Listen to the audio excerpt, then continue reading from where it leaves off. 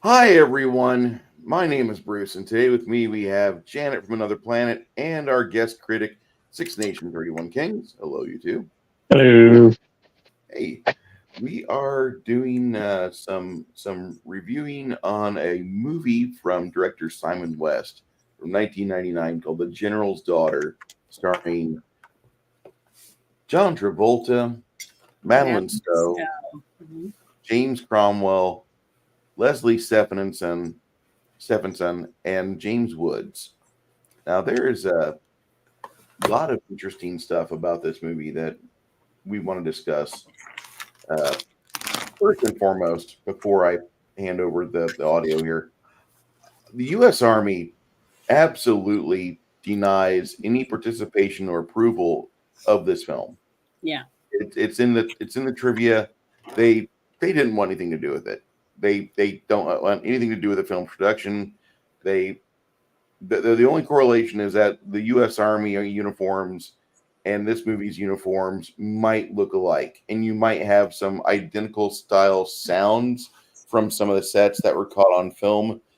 But the Mhm. Army doesn't want to talk about this movie, and I'm just going to say that if you're a woman in the military, either you sew up your sex organ and you refuse to allow anything into it, including air, or you're probably ran through like a you're a goddamn whore like that. It doesn't start like that, but I most didn't think that at all. Well, mostly I I, didn't I think was going to say the reason why the Army didn't uh, go along with it was, they didn't have an advisor apparently because, like, who goes off duty in their dress blues?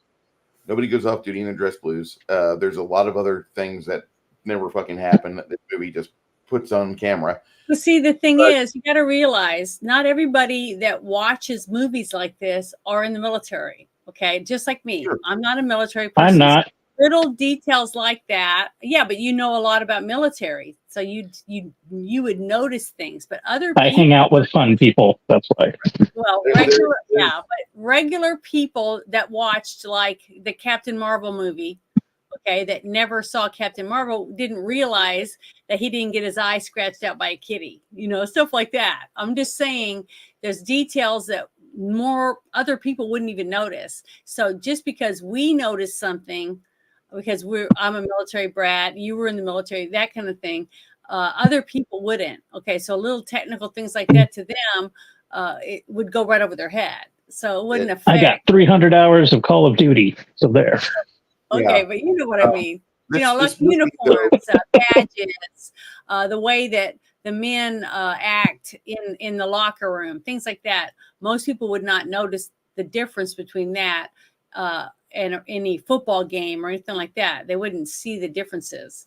That's all I was Were, trying to say. were we as a nation doing the whole don't ask, don't tell thing? yeah, Or was this is that? So, part of it. Yeah. yeah, Okay. that was during Clinton's time, right? Yeah, Like that my That? shoved out in early '93. Mhm. Yeah, this was my the movie. memory is a little dusty. So yeah. And like, I'm not saying that every woman in the military, if they're not like abstaining from sex, they're an absolute barracks pump or like barracks bunny or base pump or like the And ship's plus, revolving just door. But because I'm just saying, like, this there's more freaks in the military because of the National Guard. Enough yeah. said. There's so many people there that like they just probably could qualify for an advisor for Penthouse Forum.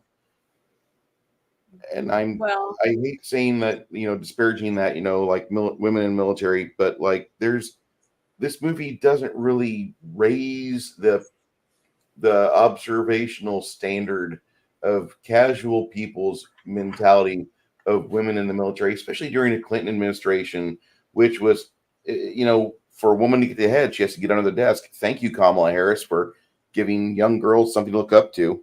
well, the thing one thing I want to say is like when he gets to meet the general's daughter when she helps him change the tire on his vehicle. Okay, the fact that he was wearing a uniform and she was wearing a uniform, okay, didn't make any didn't stick out like a sore thumb to me. even though they weren't on duty. The reason is because I was a military brat. I grew up on air bases.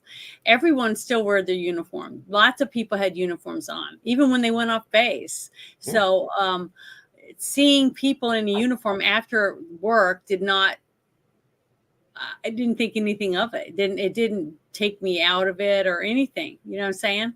So I'm just saying, most people wouldn't even notice that. I still see people sometimes with uniforms on and they're not on base. So just saying, a normal person. Yeah, we got them up here. About that. Sorry, go ahead. You can go now. Go ahead there, Six Nations. I was just agreeing. Yeah, people do go off base in their uniforms, but like they're big dress, like they got to be on duty to do that, or they're shopping at Walmart or whatever. Head cover, I know that. So when they're walking around outside, they're supposed to be wearing their hat that goes with their military uniform. I will say one of the pluses to this movie, it was nice to see the M81 camo. Yeah. Old style woodland camo always looks good on film.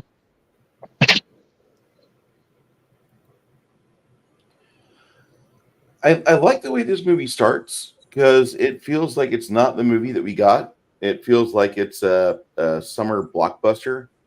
Like we were discussing earlier, Striking Distance. It had that feel with Bruce Willis, his River Cop movie. And if you've never seen Striking Distance, you probably should. It feels like it's a summer blockbuster. I like Striking Distance quite a bit. I think that's an unsung movie that nobody has talked about a whole lot. And it's got the right amount of toxicity to where Nick Weiser and his merry band of Tuesday Night Fellows would be right at home talking about that. But we'll cover that movie here soon enough.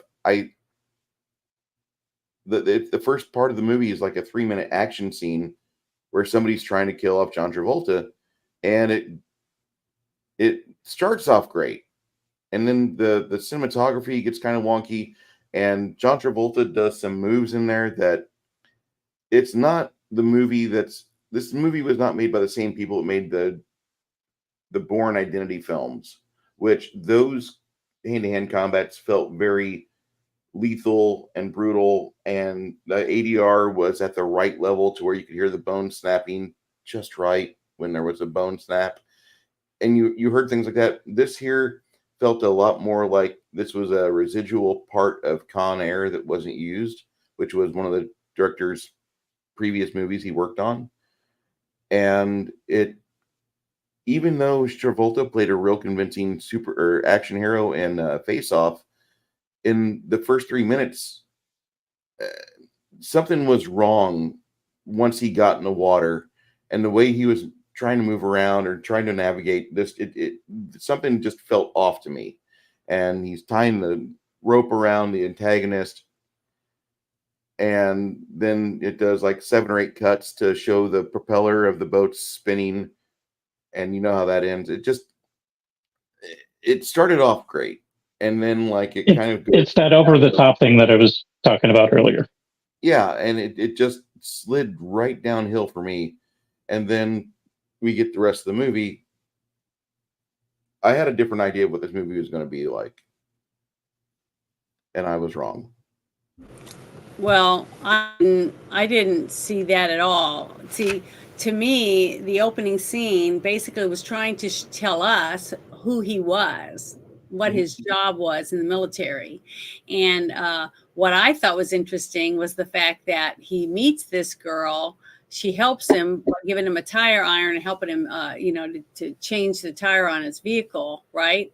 And that was, to me, was out of place. The fact that he didn't even have a tire iron in his car, and he's a military guy. I don't know. That, to me, that was kind of like dumb.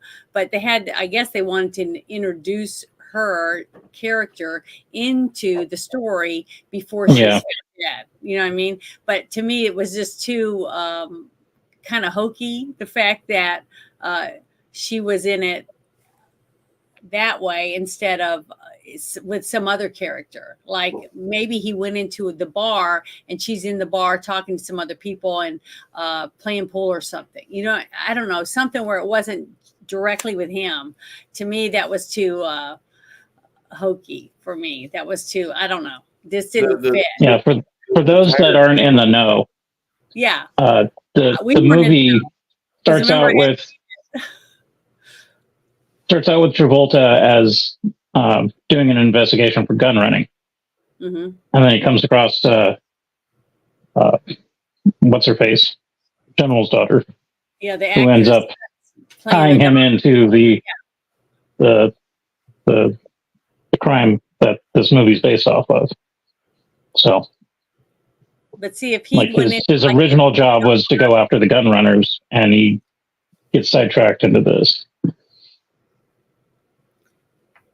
well, if he had went into the NCO club or something like that on a base, and then saw her interacting with other people, like playing pool or eating dinner or something like that, and he just happened to sit down or walk by where there was a conversation, and somebody said, "Hey, how are you?" and shook hands with him or something like that, and that's how he saw her. He not really interact with her, but he saw her at the table and heard her speaking and stuff, and then later we would find out that she was the general's daughter. You see what I mean?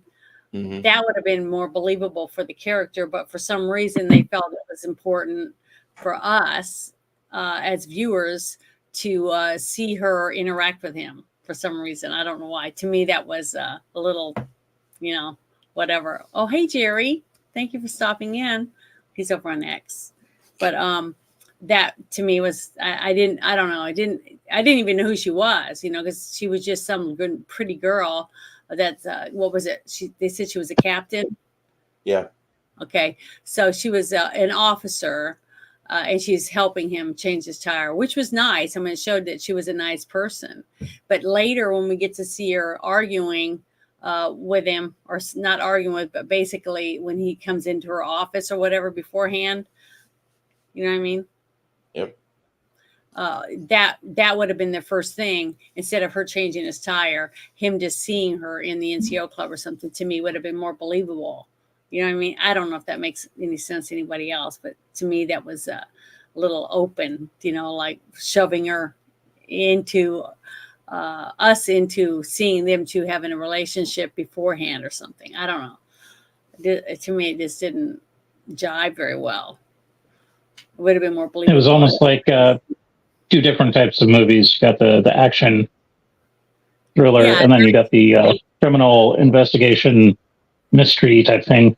Well, to me, it made me think that there was more than one writer, and the writers didn't agree on exactly how they wanted her to be introduced into the script. That's why I asked Bruce before we went live, well, who wrote this script? Because there's little things like that. If I had a little more time, that I would have brought out, because to me, that's one reason why I don't really like multiple writers, because when you have that, it sometimes can cause problems with the script, because nobody wants to give up their portion. You see what I mean?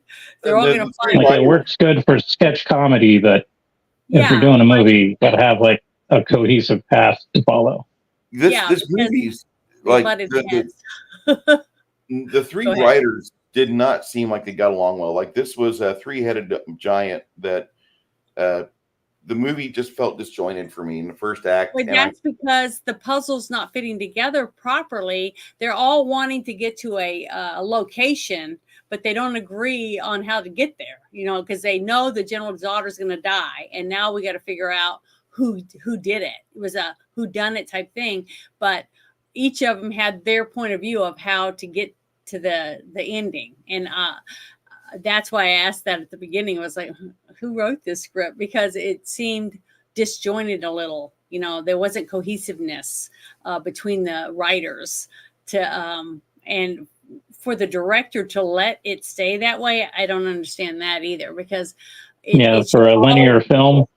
Yeah, it should be always the director is always right. I mean, anyone who's on a set knows that it doesn't matter whether we like it or that person likes it. It's what the director wants. So the fact that the director didn't have his vision be the overall view. I don't know. I just thought that was, I don't know. It takes you out. Just like you said, you had a hard time following certain things and staying involved in the story because you kept getting pulled aside by the chemistry between two characters or whatever. And that was because you had different points of view of writers being put into one scene instead of them all agreeing on this is what we want, the flow. See what I mean? Mhm. I don't know if that makes sense. But yeah, I could see that.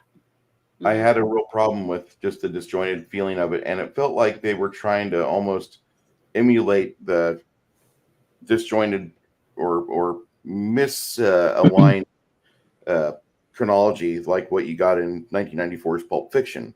Right? We got I was thinking the same. We got John Travolta here. Why don't we do that? You know, that was cool. That was edgy. And why don't we try to make it like a blockbuster, like you did Con Air? And we'll do some other things, because this movie, man, I remember when I wrote this in 1991 when everything was edgy, it just felt fucking edgy throughout the entire goddamn movie for very little payoff, and that was my big complaint of that. Yeah, because when they found her dad and the way that she was displayed, it was almost like okay, like a prominent person in government. Okay, let's say you would take a senator or a governor's daughter and you would want to humiliate the governor. So kill his daughter and display her in such a form that it's so pornographic and obscene that everybody and their brother is going to be there wanting to take snapshots and put it on every tabloid, basically. But that didn't happen because it was on a base. You see what I mean? Mm-hmm. So it was like confined. Okay, a lot of people don't realize the intricacies of a military base. A military base is just like a city or a town, and it's all controlled by the government, but by the military.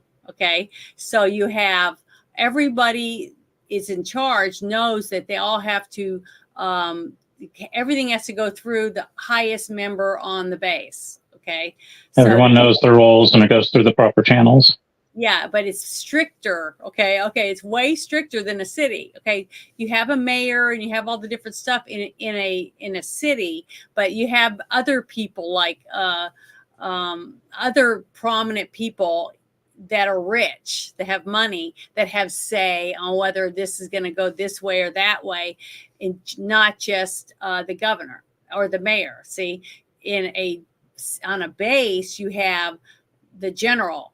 Everybody knows that whatever the general wants is going to be done, and it goes through the MPs, and it's not the same thing as a sheriff or a police department. You might have the sheriff and the police department butting heads about things, and then you're going to have a couple reporters that are trying to get the tidbits of the story because they want their newspaper or their magazine or their website to be the first one to get the goods and put them out there to make money, right? But on a military base, even the military media are going to say, hell no, I am not going over the general's head. See, they're all know the general is the one that's going to snip you in the bud and you're gone. You won't have a career. Will never work on another base. You'll never have another job in the military if you undermine the general. Basically. So basically that's what this whole thing is. It was what happened and why it was hush hush, and everybody's, sneaking around, and they won't talk to you because they're not going to say anything that might get them in trouble and lose their job in the military. Because military is totally different. That's why a lot of people don't realize when you go to a military court, you would rather go to a regular court and get your little slap on the wrist compared to what you're going to get if you end up going to a military prison. A lot of people don't understand the dynamics of that. And I think that's one reason when we were talking about the U.S. Army refused to have anything to do with the script, to let them film, like what with Top Gun, they were all like excited, to have their hands in. Yeah, anything critical of the military or showing a lapse in leadership or judgment, that's a big no-no. But that yeah, can affect the morale of everybody. the Top Gun made the military look good. Yeah. It was totally Mhm. different. It made them all heroes. So the movies that makes the military look good, they're all happy to send people in and help you do this scene or do that scene because it makes the military look good. Now, like that movie G.I. Jane that Bruce really didn't like, it didn't make the military look bad. It made the senator and stuff, the politics from the senators and stuff like that, pushing on the military made them look bad. So they were willing to help and do a little here and there to help the military look better, that they were trying to be fair and stuff to women and men, blah, blah, blah. And it was the government that was forcing their point of view on the military. See, it's the same thing. It's like two different branches of politics. One's military and one's the government. See what I mean? So them button heads is a little different than Both are equally fucked at some level at some point. Yeah, they want to screw everybody, but only as long as they win, either one. As long as the military wins or politics, the politicians win. So basically, this was all surrounded around a military base and some things that happened with this general and his people and his group of people. So they didn't want anything to do with it. They're real military. A Few Good Men. This is not like it's not a horrible movie. There's elements, an excellent cast, but it's not as cohesive and solid as A Few Good Men. Yeah, when it comes to rules and regulations, and certain things that they did, they didn't have exactly what was supposed to be done the way it would be done. If you're a military person watching it, you would know the differences. You would know that that would never happen. Like having a dog on a submarine. Stuff like that. Like you saw, what was it, Hunt for Red October or something? They had a beagle or something, which would never happen. But Crimson Tide had the dog. Oh, Crimson Tide, whatever it was. But I knew that would never happen. But the thing is, hold on. In late 90s with an old captain like that, I could see it happening, especially with some of the older sub brass that was there in the early 90s. Or One Last Hurrah. Yeah.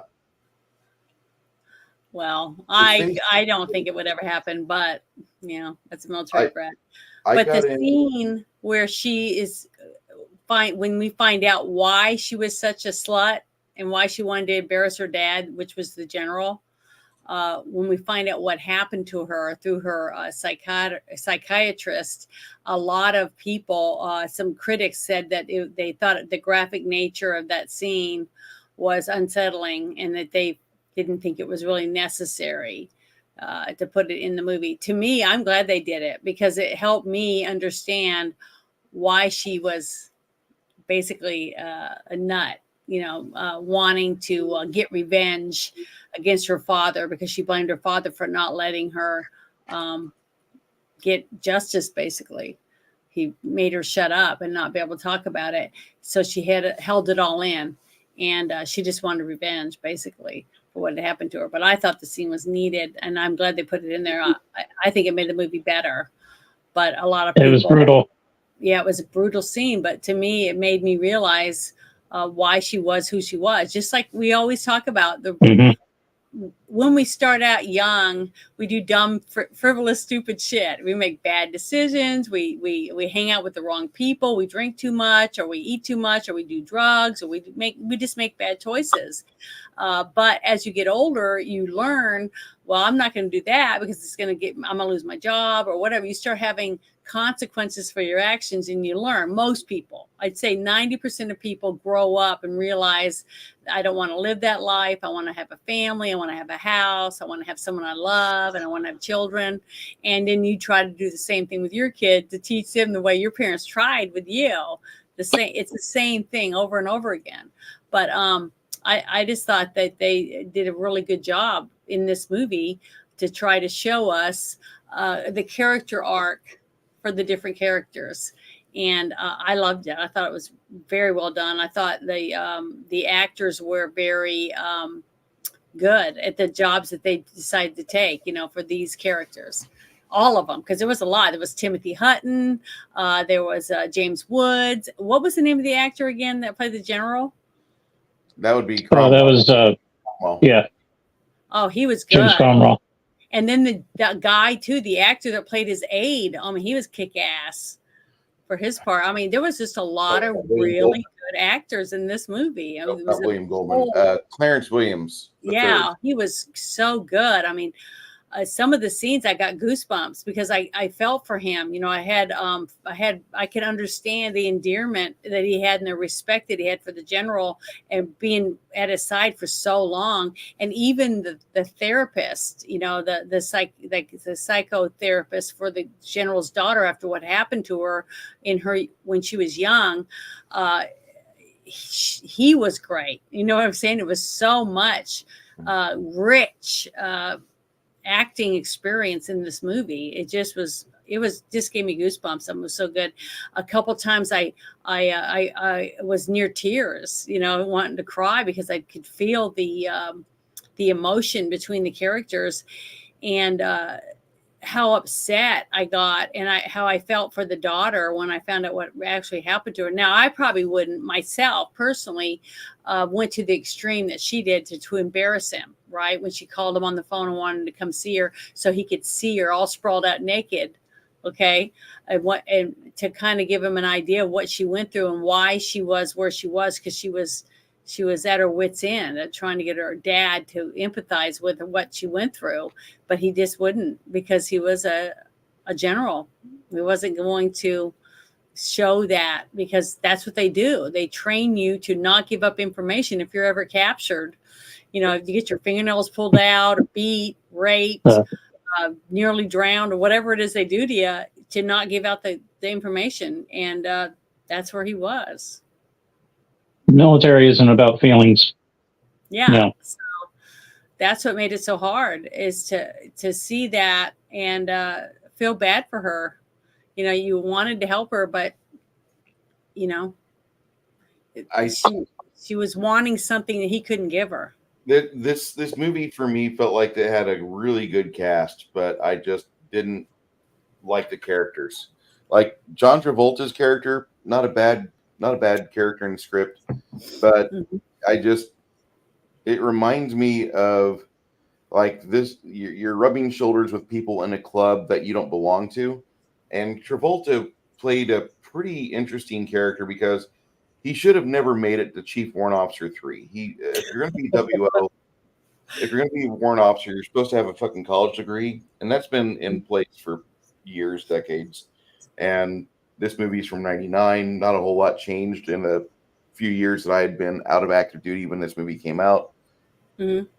And that's really just how it is. You're supposed to have a degree, and him and James Woods had their fencing discussion in the first act. And that was the first time in a movie that I actually liked what I saw on screen. James Woods and him had genuine good banter. The script wasn't completely. Yeah, it's hard not to have chemistry with James Woods. I mean, he's just a phenomenal actor. I don't care what he's in. If he's fighting vampires or fighting army guys. Wait, you know about John Carpenter's Vampires movie with James Woods in it? Mm-hmm. I love it. It's a great movie. I'm a vampire person. We will have not as good as the book, but I just love James entertaining. Woods. But I like Madeline Stowe too, but she's not a typical I'm the girl actress. You know what I mean? I like her characters are always very strong. I like her as an actor. I did not like her in this movie because she was too much of a distraction. The sexual frustration in this movie between her and Travolta in the first and second act was great. I liked it. I didn't. I thought it distracted way too much from the main topic at hand, which is to me, these fucking people. The tension between the two. Okay, this is another reason why I could tell it was more than one person writing the script. The tension and the personality clash between the two detectives, because you could tell they had a past experience because of it, definitely was written by one of the writers. You see what I mean? Yeah. And then the story around them about what they were solving was written by someone else. You could definitely tell that in the script. Okay. That's part of the jarring disconnect that I felt. yeah, that's what I'm saying. That was part of the disconnect for the puzzle pieces didn't fit because it didn't flow like it should if it was one writer. See, so that definitely made me. That's part of the reason why I was like, it had to have more than one writer because these two did not agree on how this was supposed to go together. But it wasn't from editing. You definitely see this is not an editing problem. This was definitely from the writing. The script, Uh, the finished product you definitely script. tell. It just like it. I don't have a problem with Stowe and Travolta having chemistry on screen. I welcome it. What I have a problem with is the fucking focus of the fucking movie, and that this is like going to be the number 2 lowest scoring film I've reviewed with you. Oddly enough, it's another military film, but it's just this for me. The focus should have either, can we have a fat cow that John Travolta doesn't get a hard on when he looks at her, or can we have like just no murder mystery here and let these two shag with impunity and just like have 90 minutes of fucking camera spooling off with whatever else could go on around them, but that didn't really belong in the movie. And Well, it took away from the actual when the two detectives. Okay, the thing is that they were supposed to be two really good detectives at thinking, analyzing what they're seeing, and bringing in the information, putting it together to solve it, right? And you But could see that instead of them doing that, they were constantly bickering at each other and him. Basically, it was him more. That's what I didn't like. It was the fact that they made him like some kind of a pissed off ex-boyfriend. You know what I mean? And I didn't like. He was making snarky bullshit about the major that she was fucking before engaged to or he whatever. Was jealous, and it made him look like a petty, jealous ex-lover, and I didn't like that part of it. To me, they dragged it on too long. Every so often, having a snippet put into a topic while they were discussing the what they were looking at, right? That would have been fine, but it was like inappropriate because it was like more and more and more of it. I don't know. So that part I didn't like. That took me out of the drama behind them trying to solve a case. That I didn't like. This, like the entire thing of the captain, the young daughter, having to have not one traumatic scene, 2 traumatic scenes. Like, we don't need just like one traumatic sexual event with this lady. We need to have multiple because that'll sell. We're like 7 years and away. The fact that she was totally naked. She was 100% naked. Zoomed out completely, no details, but you can tell she's naked. That's great. That absolutely not great. That's fucking sarcasm. Well, when they were ripping her clothes off, and you could see her boobs jiggling, you could see they were her underwear and all that. That was very graphic. I can see why some of the people that watched it said that was just more over the top. They didn't need to put in that much.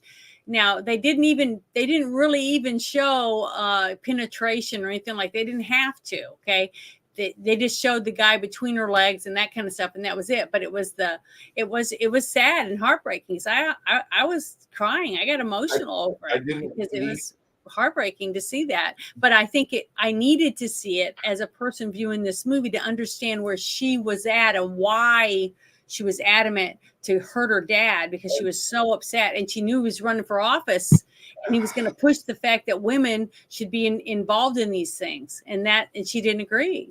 And I thought that was a good thing. And I think that's one reason why the U.S. Army said they would not help with this movie by letting them use the air base or anything like that.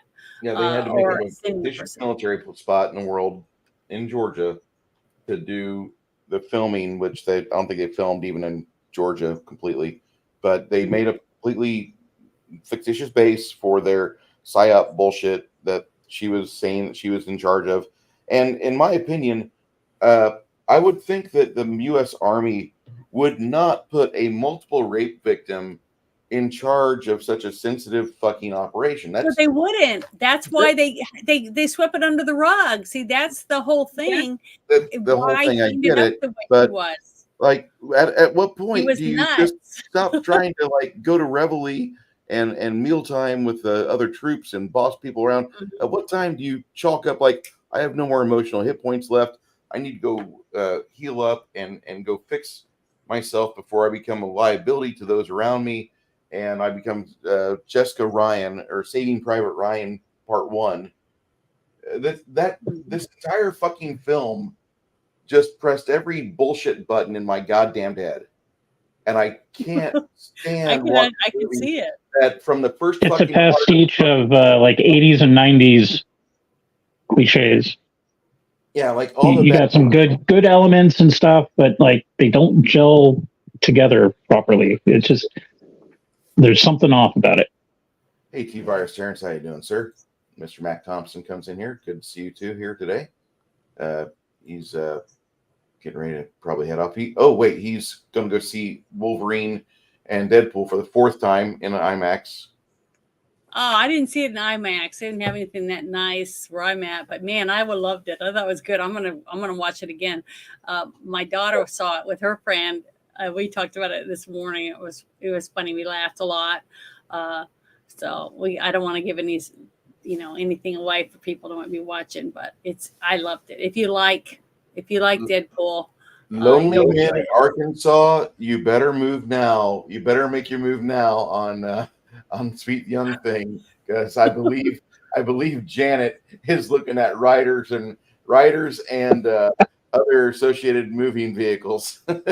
She's tired.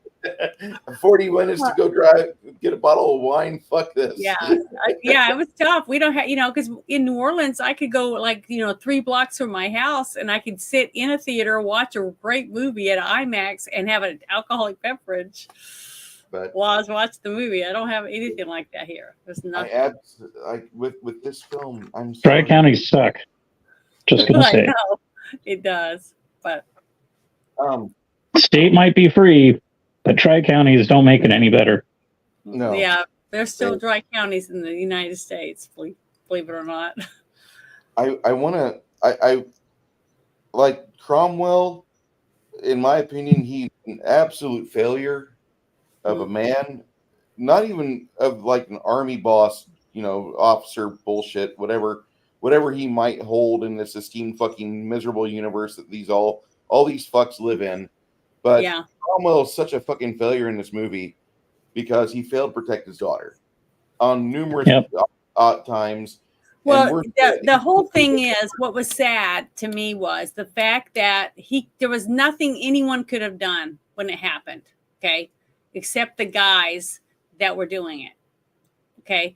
When the helicopter came over, they all scrambled. They all left, but they left her there. Okay. And the 2 young men, that's when I got emotional. I started to cry when he pulled out that blanket to put over her, and her wrists were all cut up and everything. It was really horrible. It was a horrible scene. Yeah. I understood everything that she was going through after that when I saw that. So to me, that changed her character arc from being a total bitch and just wanting to ruin everyone to the person that was dying for her dad to accept what had happened to her and admit that it happened and help her get the people, to get revenge, which he could have done. He was a fucking general. You know what I'm saying?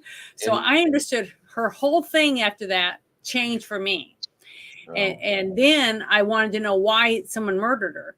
And I never thought it was her father. That never crossed my mind. So when that one scene came up where Madeline Stowe had already went to see that one young man in the thing, and she was to ask because she knew that one person's name was in the records, right? And she had to find out who else was there that was involved in her rape. That started this whole mess, this crash coursed, to her death, basically, to her murder. And she was sitting there and she did really good. Because remember the other guy, her ex-boyfriend or whatever, John Travolta's character said she wasn't very good bluffing.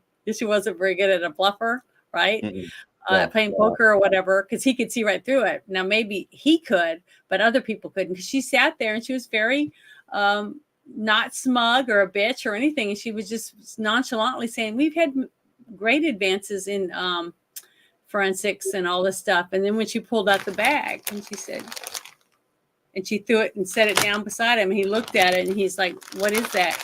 And he says, that's hers, isn't it? Okay. The look on his face changed, and he realized that it was her underwear that was around her throat when they found her body. And he knew that the DNA of anyone who touched her underwear was on there, because today they can get you for that, even years and years, 20, 40 years later. You know what I mean? And Which is really funny because one of my best friends was murdered in 1998, mm-hmm. and the guy that they arrested was set free in 2007 because the DNA evidence was inconclusive, even though they pulled the fucking blood splatters off the shoes. Mm-hmm. They disassembled the shoes. To get same thing with the O.J. Simpson case. Both the murder victims' blood splatter was on his shoes, but he got away with it. So it proved that it was their blood. So DNA does work, but it may not. If they have a crooked lawyer or a crooked judge or whatever, somebody could get away with it. But the young man just knew that his DNA was on her underwear that was around her throat. And he gave up the names. He told her where to get the information. And then she took the bag and she chucked it into the trash. And he was like, what are you doing? You know, and she realized, she goes, oh, I just bought those today. No big deal. She bluffed him. The whole thing was a bluff. She was just seeing what she could get. So she was good at her freaking job as a detective to put the puzzle together. So them two, even though they had the past and they fought like cats and dogs and they weren't meant to be together. That's why they weren't, you know what I mean? That type of thing. They were good at their jobs. They figured out this whole twisted mess. And boy, when it came to that part, when the whole thing, when he went and saw his daughter, you know, laying there in that position the same way she was when they found her years earlier, you know, 7 years earlier. And when I got choked up because the two young Army guys, you could tell they were really young. I mean, the guy didn't even look 20 that pulled the blanket out to cover her up when he found her. And they were calling the helicopter to come and evac her out. And she looked like shit. I mean, she was beat up. I mean, she was in bad shape. You could definitely tell. And it was sad. It was heartbreaking because there was no way of knowing who these guys were. They had makeup on. They were wearing the full military garb with the to hide out, you know, with all the stuff like my dad would wear. My dad had all that gear because that's what he did. Jungle survival, you hide. You're out there amongst the people, but they don't even know you're there. That type of thing, making traps and that kind of stuff. I loved all of that because that reminded me so much of stuff that my dad would take me out and see that, and he would take Sandy and I out in the woods, and he would have pieces of balsa wood, okay. And he would have lights, you know, those flash bulbs that go in those things, which he used to take pictures, and it had the little tiny light bulbs. And he would hook them with 2 wires. He'd have it sticking up a little bit out of the ground, and then he would put the wires on each side of the balsa wood. So if you stepped on it, they touched together, the flash bulb would go off. Okay, he taught me how to do that, and he would say, now instead of a bomb or a grenade, I'm putting this light bulb on here and I'm going to hide them out here. And I want you to go out and see if you can make it through and get these certain little, like he'd have like string, you know, like red, green, or yellow. And we'd have to get different colors. And he would tell us, I want you to go out and I want you to find this one thing. And we'd have to go search and find things, you know, in the woods. And and if we saw a flashlight go off, then we died. We got blown up. You know, he would do stuff like that with us. He had 5 daughters. But I remember him doing that. And I did that for show and tell 1 year. I think it was 1st grade where I showed him how you could make your own bomb. That's what I said. And the teacher was like, what do you mean? I said, well, you just take this, that, and the other, and you pretend this light bulb is a grenade. And this is how you could, you know, booby trap your yard to keep the bad guys from coming. And she was like, she sent a note home with me to my parents that don't let her bring stuff like this to school. So I didn't get in trouble or anything because I didn't realize it wasn't a good thing to do, but I didn't do it again after that. So it's just certain things inappropriate. But you know, that's what they were doing. That place at the very end when they had Timothy Hutton out there, that's what that was. It was a training place like my dad would take us to show us how to make parachute tents, you know, using their parachute that when you leaped out of the plane, you landed, he showed us how to put this pole, get a pole, put it up, and you can make your parachute into a tent to keep you, you know, dry in the jungle or wherever it is that you landed, things like that.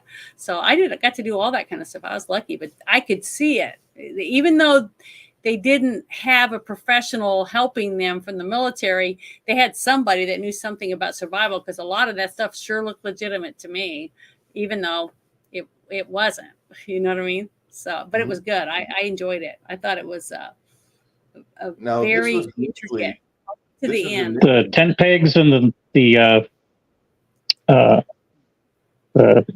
tent line was accurate too, Yeah, definitely. That which was was a nice little detail.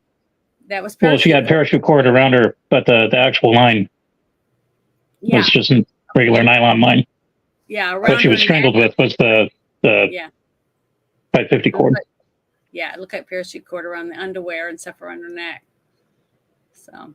Well, I made a mistake earlier, and that mistake is that I said that the general's daughter had 3 writers, and I'm kind of wrong, although I'm right. It was 2.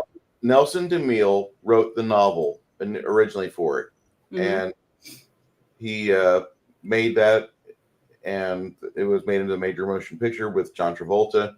However, there was 2 grifters named Christopher Bertolini and William Goldman, and Bertolini was a writer for 3 movies he's credited for: 1, General Daughter; 2, Mendoza's War, which has a 3.8 on IMDb, and the 2011 failure of Battle Los Angeles, which one of these days we'll study that and figure out where the fuck that movie went wrong. But that's just, that movie has some nice special effects, but that's it.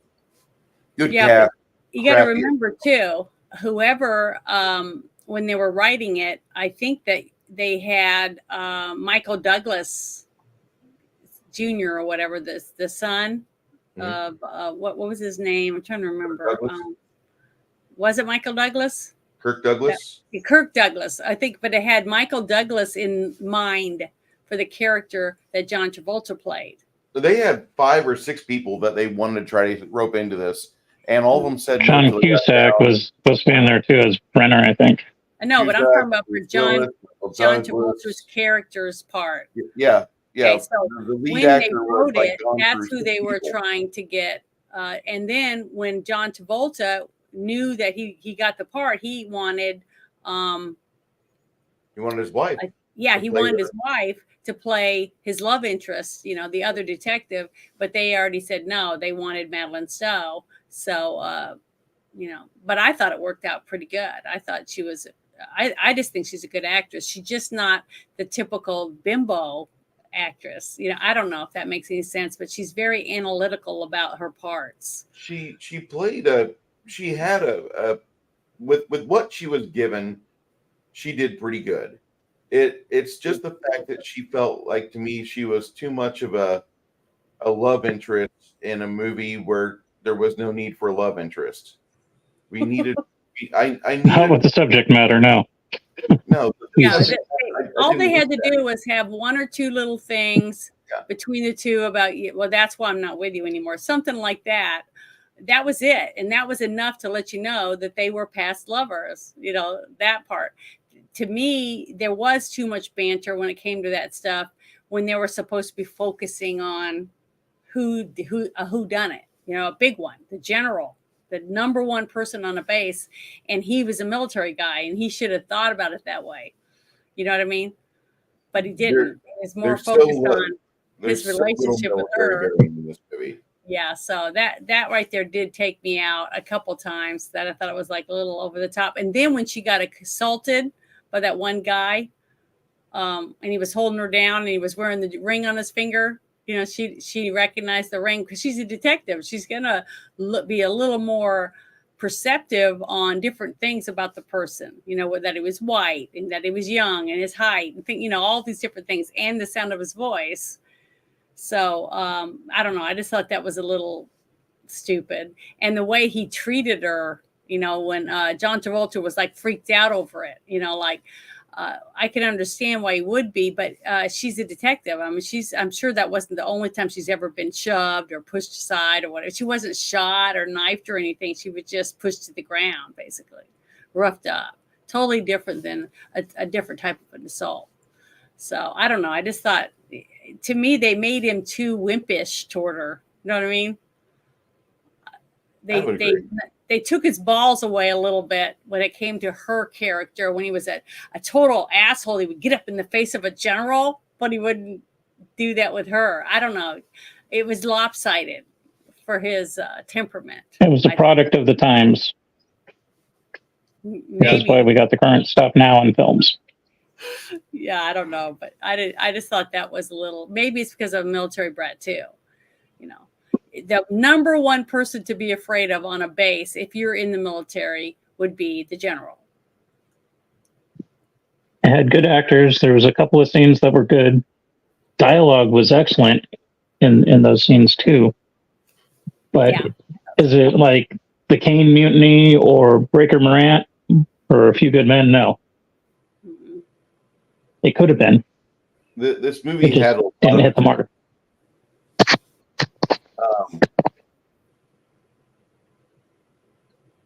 It had a lot of potential. It had so much potential. That's the frustrating part about the movie for me, is that I'm watching it and I'm checking out of it because I'm just seeing like this is like me trying to watch the movie Buffalo Soldiers, where this doesn't need to be a military film. This just could be any film about a fucked up set of people that are related, and because of the cadre they're in, because of the working class they're in, most other people don't have access to do what they do or behave like they behave. Like the interaction between the sheriff and Travolta. This is not. I didn't even need all that. Yeah. We've already established he's a chief warrant officer. This is a military matter. I don't need to have some Tom, Dick, or Harry from fucking local yokel badge department try to come in here and say, yeah, I didn't understand the whole thing with was it on a base or was it off a base? See, the murder. See, I thought the murder was on the base, on the training area for the still military base. Yeah. So if that's a fact, then MPs would have handled it. No sheriff or do hunk guy from outside of the base would even be allowed in. So that threw me for a loop. It was like, this is the only thing I could think, and I may be totally off, but remember I told you many times on a set you have all these executive producers and they all have those fancy chairs behind the director, and they're always set up. They have like 8 or 9 chairs, so any of them can come in and see what's going on during the whole day of filming, and they have the right to sit and bring their friends or whatever. Well, sometimes they come in and say, hey, this is my girlfriend, or this is my mom, and I want to put her in a scene. So somebody wanted the guy that played the sheriff or whatever in this movie, so they just added him, which they didn't need. They should have made him some kind of a military person or something. I don't know. To me, or a senator. A senator that's running for office, and hey, if you want funding, you got to let me do this, that, and the other. Something like they did with G.I. Jane. The only thing I can think of is that they have the banter between the sheriff and Travolta there just so they can have the later amazing exchange between James Woods and John Travolta talking about how smart they are and how much you're part of the UCMJ. You don't deserve civilian authorities or procedure. You're military, fucker. And that's the only thing I could think of. But it was still a waste. It didn't belong in it. It didn't belong in this movie. But there's like 3 scenes with them, and none of them required it. This movie pontificated and stalled out too much, and then afterwards they focused on the wrong things. The lack of military bearing. I don't need military historical accuracy like Tom Clancy, but I at least need this to either make up its mind and allow it to be believable or fun. Now, the one part that I thought was believable was when he did interview the son of the sheriff, because the son of the sheriff was having a sexual relationship with the general's daughter. Now that made sense, but the fact that the sheriff showed up though, and it was in his uniform and shit. See, that's what I was like, I thought she was murdered on the base. Yeah. In my mind, I'm trying to understand what purpose the sheriff actually had, which he did not have any purpose, really, except that his son. Now, if he wanted to show up and say, "Hey, why are you harassing my son?" or something like that, then it would have been different. But he can't just drive on the base. That's another thing. Everyone was getting checked. Madeline Stowe got checked. All the people driving in and off the base to look at different things, they were getting checked with their IDs, because that's what you do on a military base. So the sheriff can't just drive in anytime he wants. I don't know. I just thought it was stupid. That part of it was really dumb to me. And I mean, parts of this movie worked.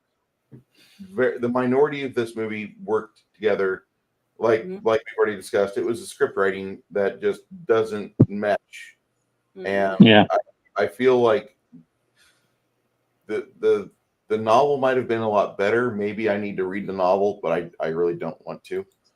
And this movie didn't make me want to go out and buy the book like Game of Thrones or something. It wasn't like or Lord of the Rings.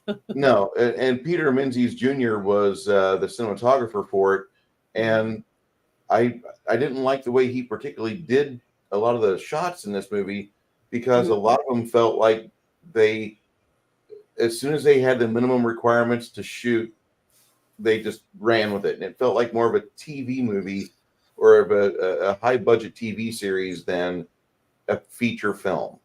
Even though this guy's got great cinematography work, he did Die Hard with a Vengeance. He did Shooter in 2007. He was involved with the TV series The Right Stuff that came out in 2020. So he's got good accreditations, but it just feels like he wasn't given enough. And how many movies had John Travolta done before he did this one? Lots. Okay. Yes, he was already a star. Was he on the outs, starting to go downhill? He's kind of like in that phase where I'm a star. I don't have to put effort into shit. And but see, there was like Battlefield Earth, and then there was this, and then there was he did Battlefield Earth. What was the other military movie that he did? Okay, well, that might be why he took this script, because anyone who sat down and read the script and you saw the dialogue between him and his ex, in the middle of driving around talking about the crime and there was a lot of twists and turns. See, this had a really good crime. It was a lot of fingers and a lot of people involved. That's why the intrigue between the dialogue between James Woods. Basic. That was the movie that I was thinking of. Yep. Yeah, it was really, really good. I mean, it was very intense and believable. But then you'd have the next dialogue with the next person was like, why in the hell did you even have to talk to that person? It just didn't mesh very well on some of that part when they were trying here's the turning point for John Travolta. Look Who's Talking in 1989. He got his gusto back in 89. And then he does a few movies which really don't score well. I didn't see any of those. And then in Pulp Fiction brought him back up again, I thought. Before he had Pulp Fiction, and then he does another movie, that movie there, we'll have to talk about that film, White Man's Burden. We got to talk about that someday. Wasn't Good Shorty good? Anyway. I didn't see it, so I don't know. I didn't like it. It's an Uma Thurman film, I believe, with John Travolta. Okay. It's okay. Broken Arrow, which is a John Woo movie.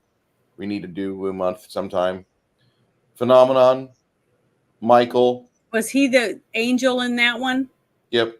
Okay, I saw that one then. But Michael, and then Face Off was kick ass. So that was great.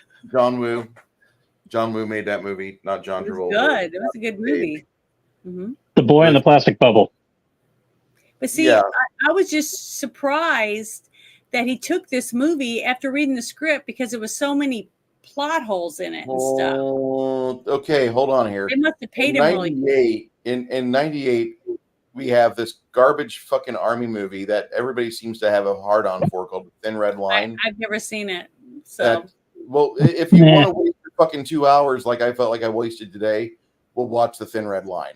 I absolutely hate that movie. I never saw that. I never saw it. I never saw the civil action.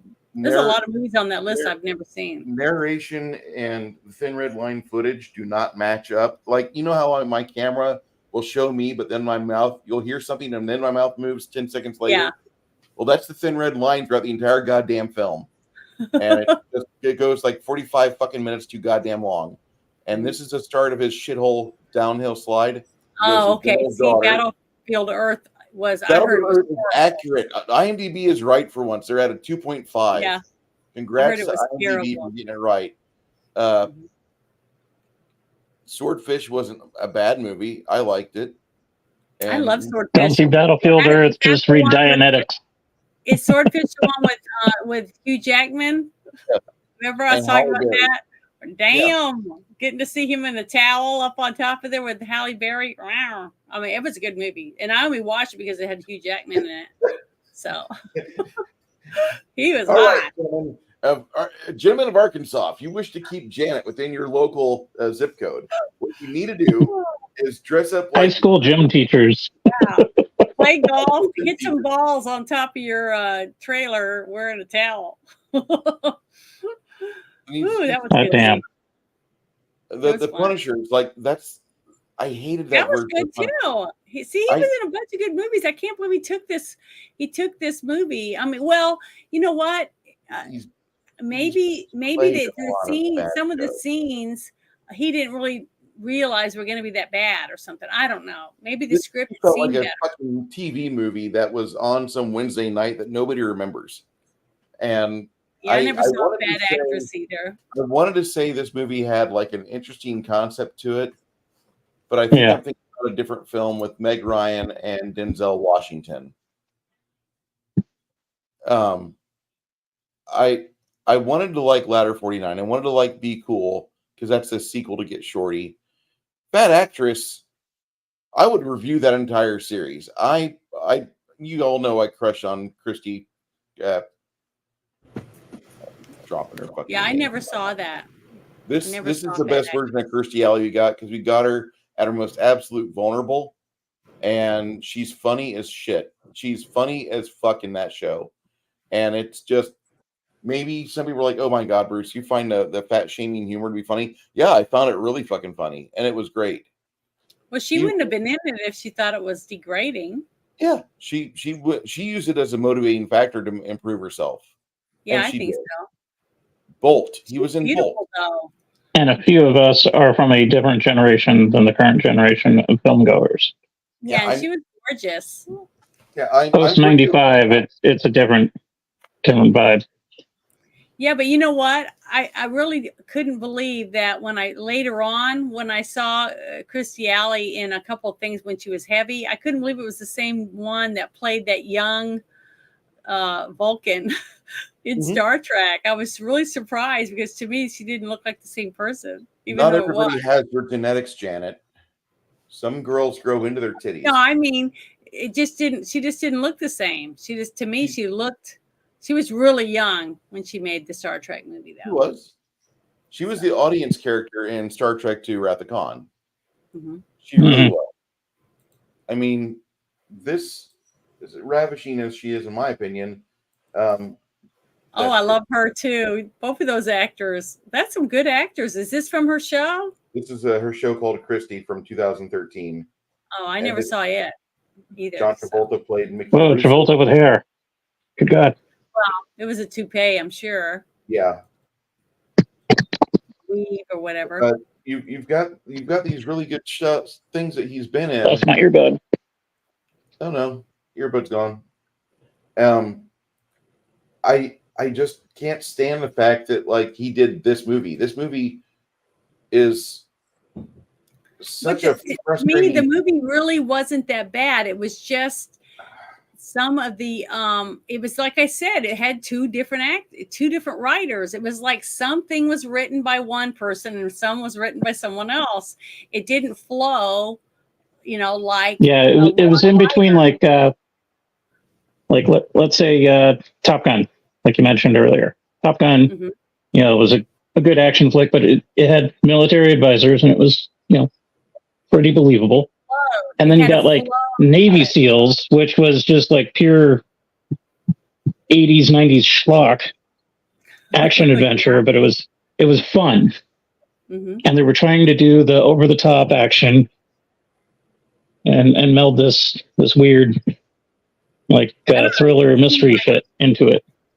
A lot of it was, to me, a lot of this script seemed forced. It was like somebody threatened someone else. Well, this has to be in it.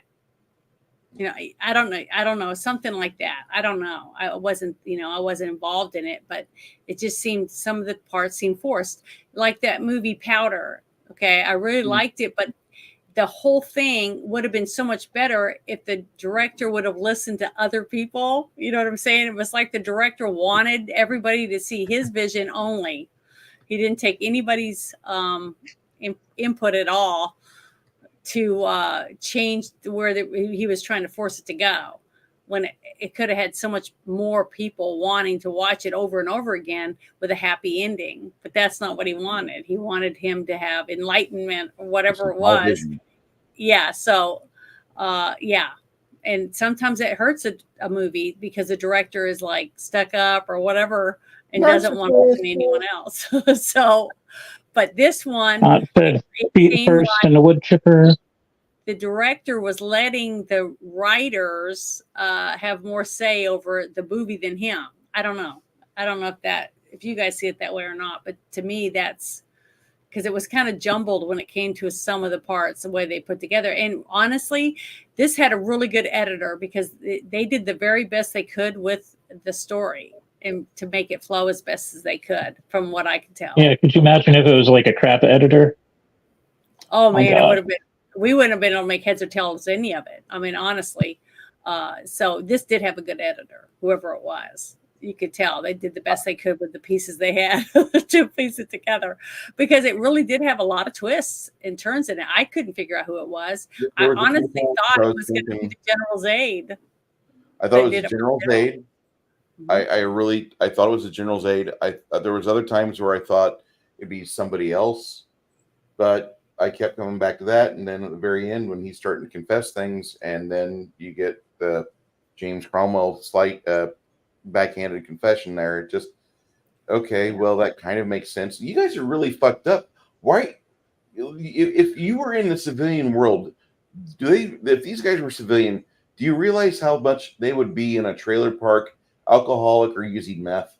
Because they would not survive outside of the military. The military gives those people structure.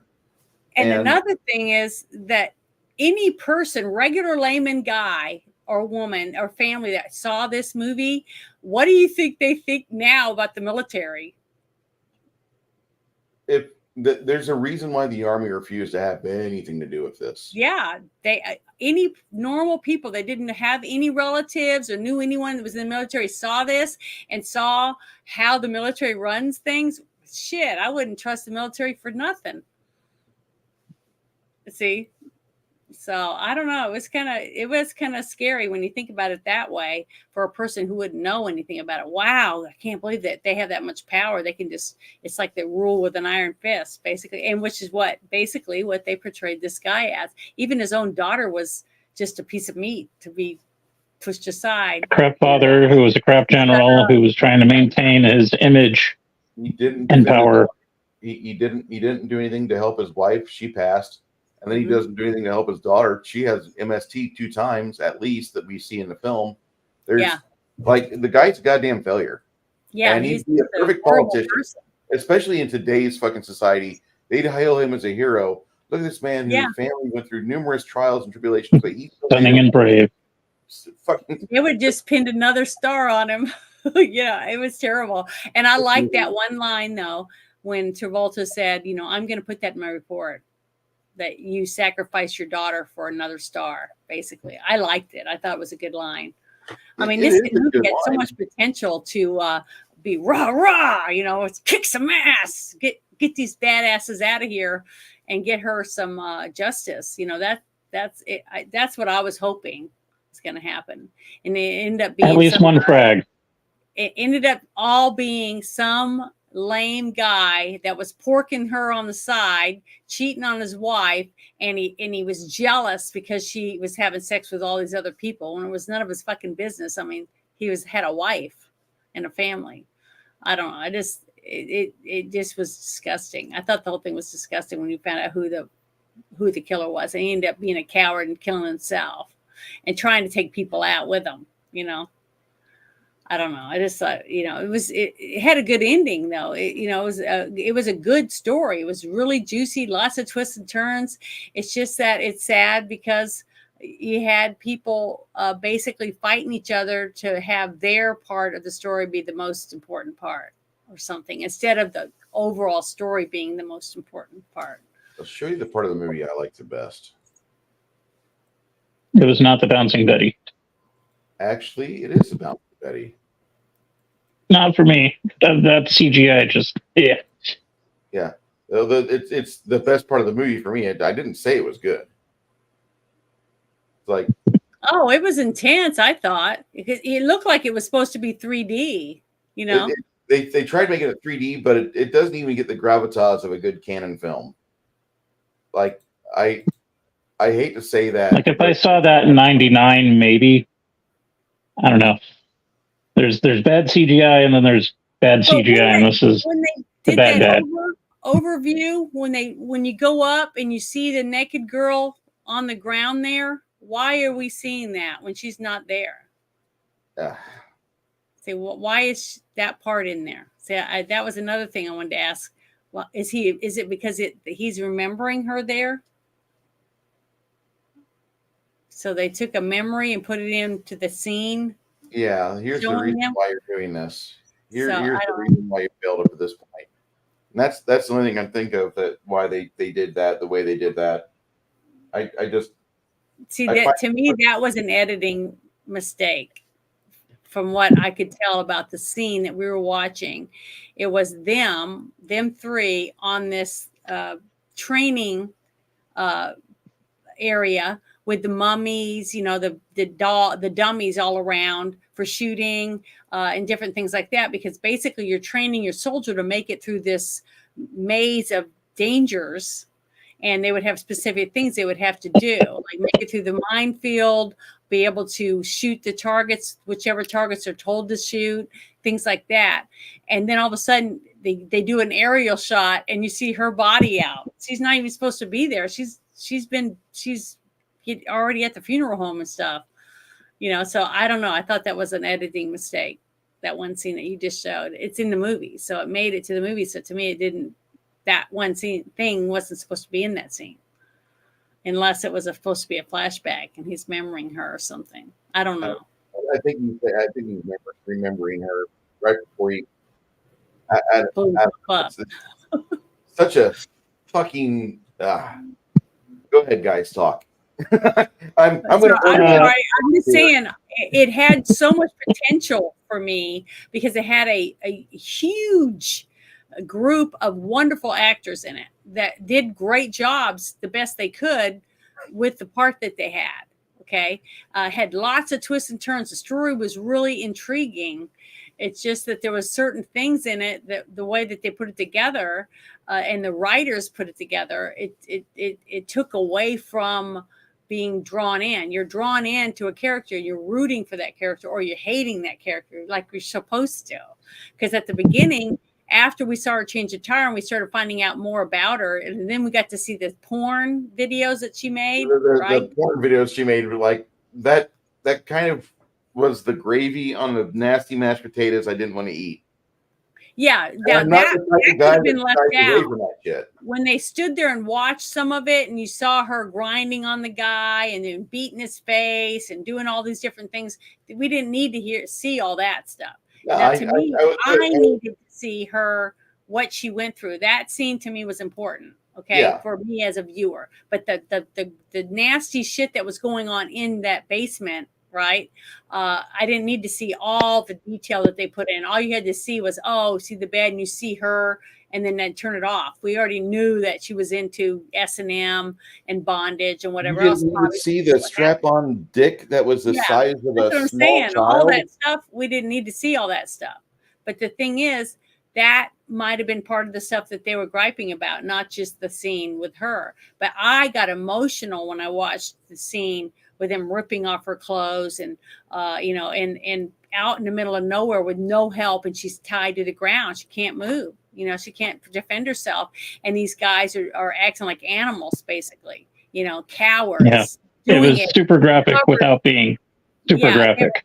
They were covered up. They were cowards. They were attacking this woman without even showing them their face, type of thing. And animals. They were animals, basically. So to me, I needed to see that to understand her character and her character arc and why she was where she was in her life. I didn't have to see all the details for the other people. I think the only reason they put so much into that is because they wanted us to see some of the faces of the people, but you could still see the faces without having to show us all the other stuff they were doing. Okay. Actually, the fun thing, the thing I was reading about this from IMDb, talking about the rape scene, director Simon West said, the message is that rape is not sex, it's violence. So it must be violent to show people that. That's what Leslie Stephenson, the actress who suffered through several scenes naked, bound hand and foot, tried to remember during the traumatic shoot. It was horrible for me, but there was no way to avoid it, the actress explains. I don't want to necessarily ever do it again, but an important message could be brought up by it. Yeah, and I tell people that all the time. Rape isn't sex. It's the brutality of controlling another person. Okay, it's not actually the act of the intercourse that gets some gratification. It's the fact of being able to have total control over another person. Just like when Ted Bundy, the interviews that some documentaries I watched with the guy that was in I don't know what you call the Criminal Minds type character. Like, is that the FBI? I guess you could say where that. they solve criminal cases. They're like supposed to solve fucking criminal acts, but they don't do that. This is what they were doing in these interviews that I watched in this documentary. And they went to interview Ted Bundy because they were trying to catch the Green River Killer. And Ted Bundy told them in the interview that you could watch, he said, the next time you find a fresh kill, don't get the body. You stay there, stake it out, and he will come back. Because Ted Bundy, and then he talked about Ted Bundy. Ted Bundy wouldn't tell everyone, but the guy that was interviewing Ted Bundy said that Ted Bundy himself would go back to the women he murdered and had them out in the woods, even when they were falling apart, and he'd touch them and their skin would fall off and stuff. It was just disgusting. And he would put makeup on and brush their hair and have sex with the corpses, the necrophilia part of it. See, it's not even the fact he's having sex, it's the fact that he gets turned on by the gruesome nastiness of it. See, and that's why I think for me as a viewer, to see what she went through, the brutal treatment that she had, the way they treated her and the cowardness of them, not even showing their face. They had makeup and they had their outfits on to hide in the jungle, basically. That part of it, the brutalization of her being, that was the gratification for them, not the sex. You see what I mean? But the sex and the rough way that they did it, the things to her, is what hurt her body. They're beating her face and tying her up and ripping up her wrists and stuff, and then putting that stuff around her throat and all that. It was the brutalness of it.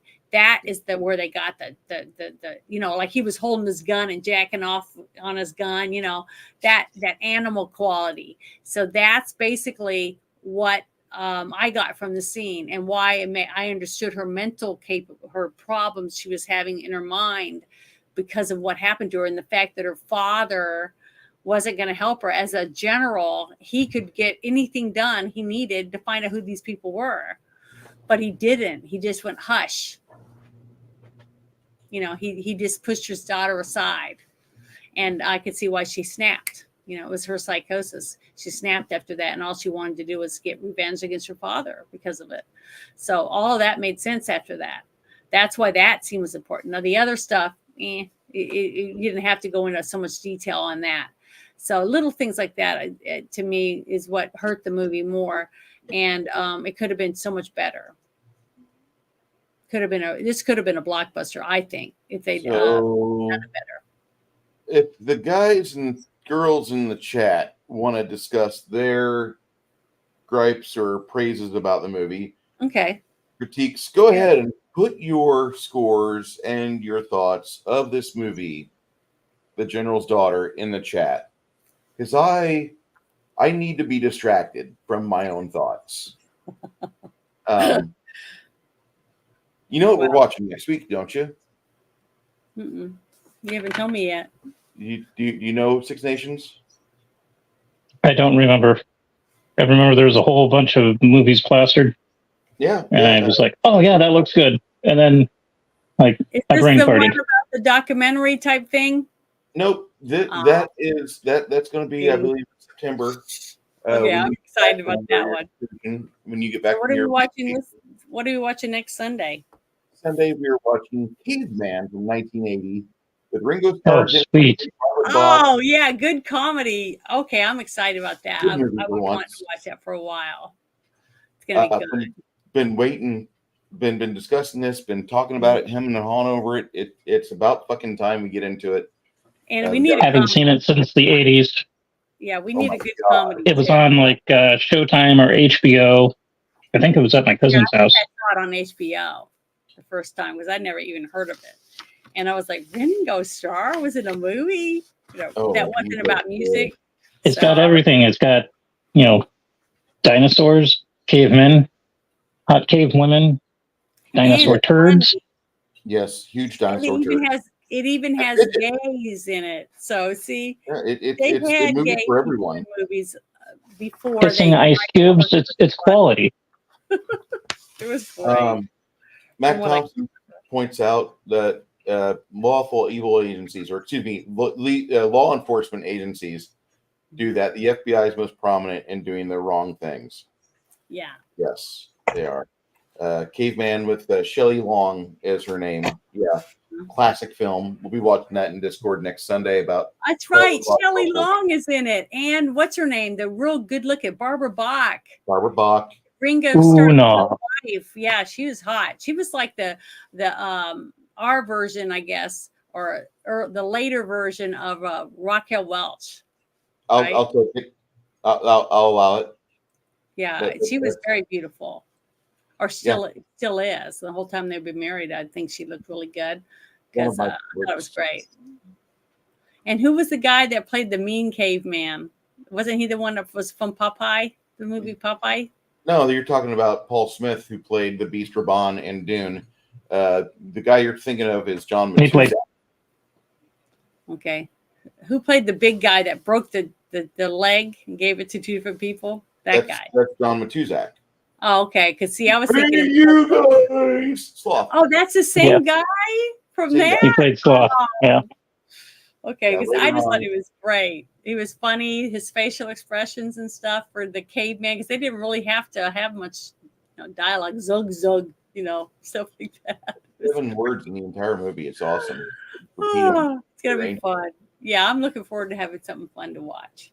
So we get to see we got one partial review in the chat. Honestly, I've never seen it. I don't watch depraved shit like that. I don't watch sick depraved shit like that. I don't know you people. Well, this movie. I've never seen it until today. So I heard we went on a customer's or a viewer or fan's recommendation to watch A General's Daughter. Mm-hmm. And I thought, okay, I think this is the movie with Meg Ryan and Denzel, which I'm okay with. No, that was the other one. That was the other one. It was not the movie I got. And the movie that I got when I started watching this, I thought it'd go a certain way. And I'm like, okay, well, it's going to be trying to be like Con Air and Face Off. Awesome. Because those are 2 good movies. Those are part of the Nick Cage trilogy of action, which are fucking sacrosanct in action films. But motherfucker, that shit only lasted for 2 minutes after the opening credits. And then we got this half-ass bullshit that was completely wank. Like, this is like left hand. This is like offhand masturbation with sandpaper. No, it wasn't that bad. I've seen way worse movies than this one. It just had it's in a way it's kind of sad because you had such good powerhouse actors in it. The sets and scenes were really, really good. I thought the intrigue was really good. It's sad to me that it had so much potential and it was just dropped basically. that the director had the opportunity to really make this a really good hit. And for whatever reason, I don't know what was going on with them or not, to not see as it was coming together, because normally the director sits and watches it in the theater, right, with a few other people before it gets put out. And how he could watch this and say that he thought it was a great product, let's send it out and get, become stars or whatever, it's going to be a shining star. To let it go out that way, to me, I just don't understand it. It doesn't make any sense. Some of it was like two different stories going on side by side or something, between the two actors, and that story about the general's daughter. I mean, to me, it just had loopholes in it or something. There were pieces of the puzzle that weren't connected. They weren't pushed all the way in. You know what I mean? I don't know if that makes sense or not. I'm trying to explain it the best I can. That's in my head. But to me, it had so much potential. And it's sad that, with such good scenes, like the one that she went through, to make that scene with all the actors around her and all the aerial shot of her spread out on the grass and the helicopter. That's a lot of money. That's a lot of detail and makeup and prepping and the boom operators and all the stuff they had to have just to do that one scene of the rape.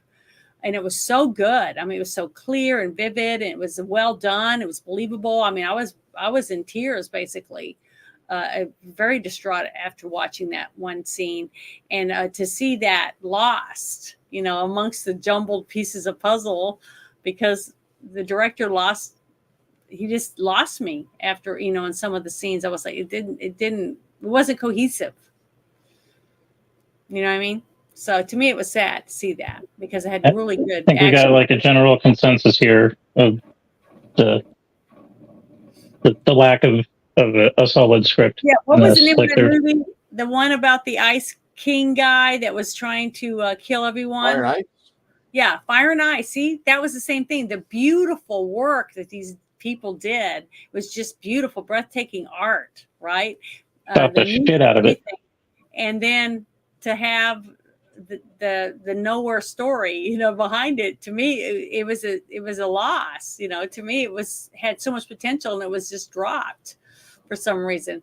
It's the same kind of a feeling that I have for this one, because it had so much sitting right at your fingertips that could have been, wow, this is huge, and it ended up being, it's butter. I don't know. Like the whole interaction between John Travolta and Daniel Von Bargen, who played Chief Yardley. Yeah, it was just like, I thought that was going to be more epic than what it was, and it was like, oh, he's got a bit part that could totally be written out. Mm-hmm. Like, what the hell? Just stuff in it didn't jive right. I'm just saying, like, this $50,000 movie with Chuck Norris does a better job. This does a better job of making a human body explode than the Bouncing Betty bullshit that we watched in the movie that I did today. Yeah, practical effect. Yeah, the practical effect on the other one was very lopsided. This is The Hitman, by the way. It's not a good Chuck Norris movie. I haven't seen that one. But I recognized the two actors in it, Chuck Norris and the other guy. It's a fine movie if you just want to watch a fun, enjoyable film. But I would not suggest, if you are wanting to see something different, that you watch The General's Daughter. Six Nations, what's your score, sir? Oh boy. You don't want to shit on the movie. It wasn't like blatantly horrible to watch. You give it your score, sir. My score. Well, it's less than the popular consensus of either like 6 or 7. I give it like a flat 5.3. And it's not because of the actors. Solid group of actors. Mm-hmm. It's the writing and how they put it all together. It's just too frenetic and jumbled. Yeah. To actually get into it. Like you're expecting a courtroom drama or a procedural thriller.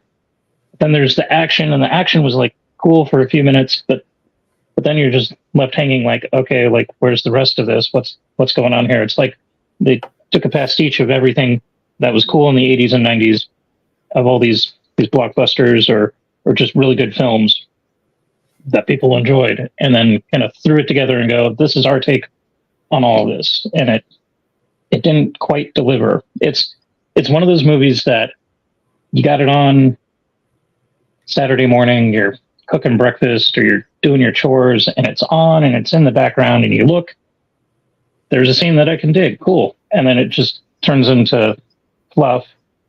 And then before you know it, you see the rape scene and you're like, dude, this is a fucked up scene. What the hell did I just watch? And then you're left hanging. The ending was impotent too. Like, it was supposed to have closure. We got the bad guy.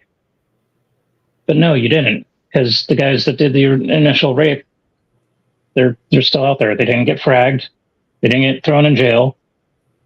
Mm-hmm. It's just like, okay, well, nobody really won. What happened to them, and I didn't like that. Yeah, I felt like we got the rug. Yeah, Jackie, it was okay. It wasn't terrible.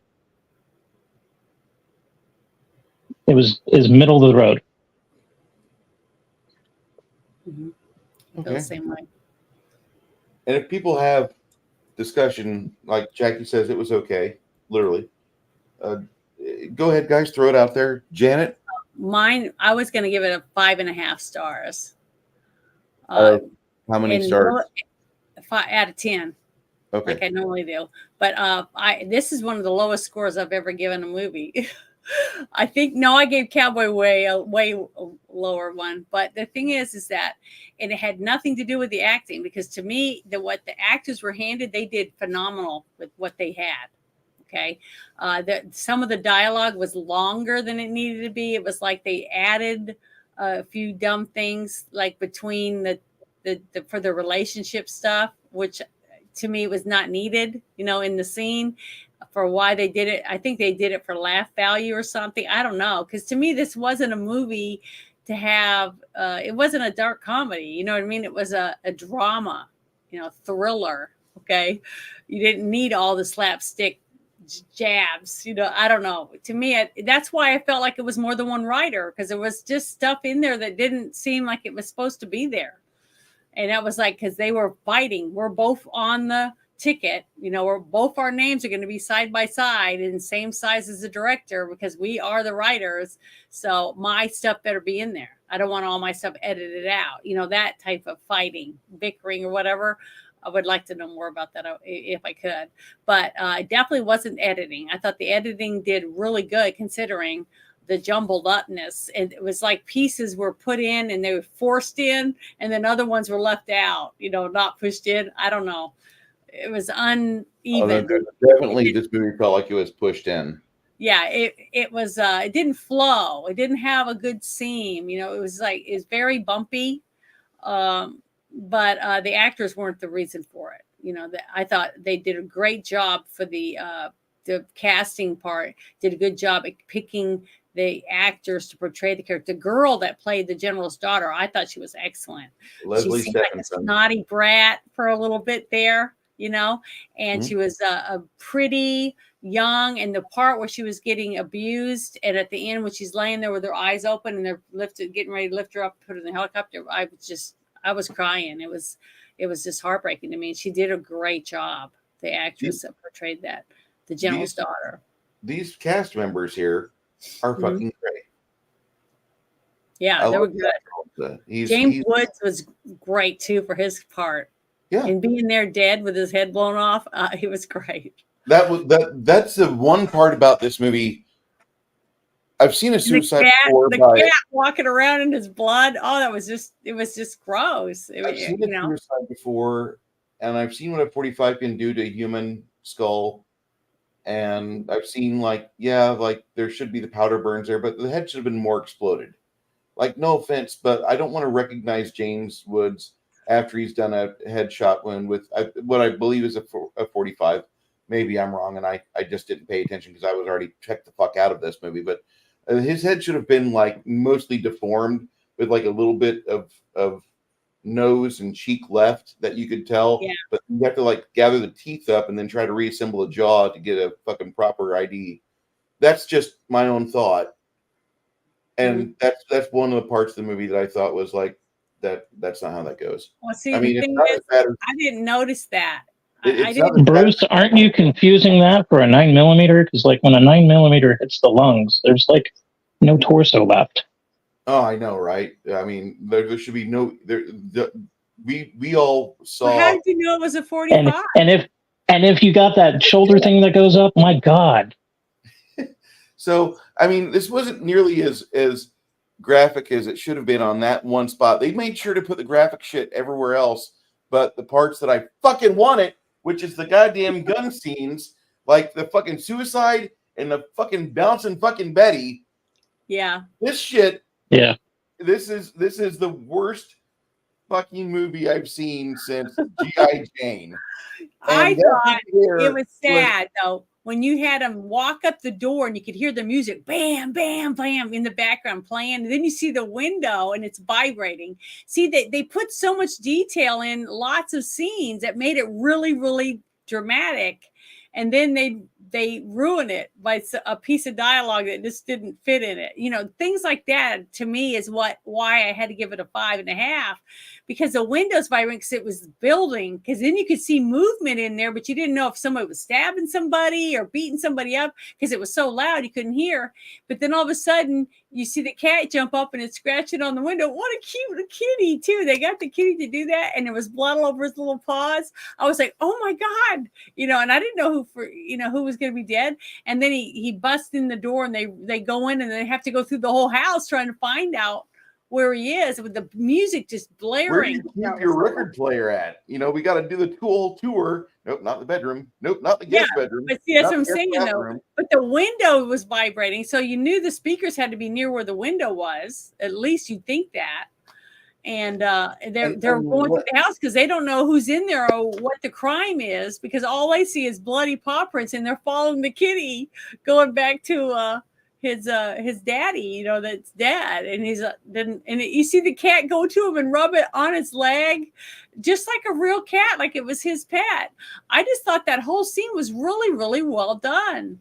You know, so that's what I'm saying. Different scenes were just phenomenal and very intense and pull you in. And then other scenes were like, what? You know, I don't know. I just thought it was sad. Max Thompson asks, so help me out, guys. Is it better or worse than Steel Magnolias, Dirty Dancing, Sex in the City? Trying to figure the scale here. Okay, those three movies you mentioned, or those three events you mentioned, those don't exist if you were born with a penis and you didn't give a shit about the Olympics, especially this year. Yeah, I haven't watched the Olympics. I'm not going to. Don't get me started on that. The we'll do that some other time. But they're all statements. Steel Magnolias, Dirty Dancing, Sex and the City. Only Dirty Dancing. I never watched Sex in the City. Only Dirty Dancing is a viable male watch or male event. Because if I were to watch Sex and the City, it would be for Kim Cattrall, but there's better movies like Split Second and The First Mannequin. Mm-hmm. Yeah. That was my first experience with Kim Cattrall. Mine was... and then there was The Undiscovered Country. Oh, God. Yeah. Anyway. No, Porky's. When did you see Porky's? Porky's. Oh, my God. That's right. Well, I saw Porky's I thought was good. When I was 11, my mom and dad bring home a stack of Betamax tapes because the local Stars and Stripes video closed down. And so my dad, like after I watched like the first 4 or 5, like the 3 days later, what's this Porky's about? My dad's like, I want you to see that. And I'm like, what? Isn't that movie like a nudie movie? And he's like, your dad wanted you to watch Porky's at 11? Yeah, I was 11 years old watching Porky's. I'm like, okay, well, I mean, it's a fun movie, but I'm not really certain if I should be watching this, whatever. And then they wouldn't let me watch the movie that had the various skits in it where the one girl's walking around totally naked as the Playboy. Oh, yeah, that's talking about her day. Yeah, yeah, day in the life of a nude model or whatever. And yeah. my parents, they were kind of weird like that, but they let me watch Porky's because it had Kim Cattrall and she was an accredited actress. I don't get like it. But smelling jock straps. Yeah. Yeah, Porky's was definitely an icon. And then, Yeah, like, my friend had the it Porky's was video fun game. too. We had the Porky's video game on the Atari, and we had to give it away because it just wasn't weird. It was weird. I That was good. this movie, Back when video games were just made because movies were made, yeah, no matter like what it was. it wasn't no Custard's Revenge, but it was bad. It was not fun. I'll just say that. The third worst movie I've reviewed on this channel is not Spaceballs. It was The Cowboy Way. And the Yeah, more I think about that movie, Spaceballs was the best I thought you Star said Wars movie the compared to one Disney. that I brought in about the cowgirls. I thought you said that was on your lowest, one of the lowest 50. lists. That's like at a 50%. That movie improves with every shitty pick. Like I would rather watch that, Yeah, I endure was that. really sad when we watched the Cowboy Way because my memory of it. I would say that I don't way hate different the than General's daughter. I have a very clear conscience about how I feel about this movie. The second Like, worst movie there's movies that I hate, but this isn't one of those. This is one of those where I could forget it, or I'll watch it if it's playing, but I'm not going to actively seek it. A murder mystery should at least make sense. I need Clue was a murder mystery. Yeah, that even the C ending, it makes sense in Clue. Mhm. The A ending is best, but the C is okay. Spaceballs was great back in the day, but trying to watch it now and critically analyze it is that made that movie painful because I was peeling chrome off a classic, and the more I did it, the less I enjoyed it. I tell you what, you strap me in a chair and force feed me that for like 24 hours straight, I will be giggling and laughing my ass off. You do that with the Alkalite, and my head's going to go all scanners. The power of one, the power of two. Sorry. Yeah, I had never seen Spaceballs until I watched it with you. So And there's a viable movie under the hood there. It's just yeah, that it movie wasn't, isn't as good as I it could remember have it. been worse. It wasn't the worst movie I've ever seen. No, I mean, that's the third worst movie I've reviewed. It's still a movie I will probably watch again at some point, but I didn't enjoy watching it for critical reasons.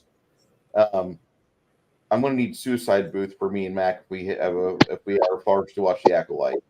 well, I've never heard of that one. That's Star Wars series that just came out and everybody shit on it in the last fucking month to get clicks. Okay, well, I haven't never heard of it, but I'm excited about watching. Ignore the Alkalite. That's Ignore the what I'm Alkalite excited. and just watch Space Truckers. Space Truckers Infinitely better. I don't want to say this movie is without merit. They got a good cast. Well, what's your rating? My rating's a 28. It's not as low as G.I. Jane. Is that out of 100? Out of 100. 28 out of 100. Okay. Yeah, that's pretty low. 25 is where I rate G.I. Jane. So, but what are you giving the 28 for? I mean, what you thought was worth 28 points? The amount of money they spent to get this cast together. The cast. This is like the most money you've ever like wasted. 70 million or something like that. You got John Travolta, Matt Stowe, James Cromwell, Tim Hutton. That's not very much money considering it was made in 1999. Okay. Or put out. It came out in 1999. Hold on, Janet. We need to.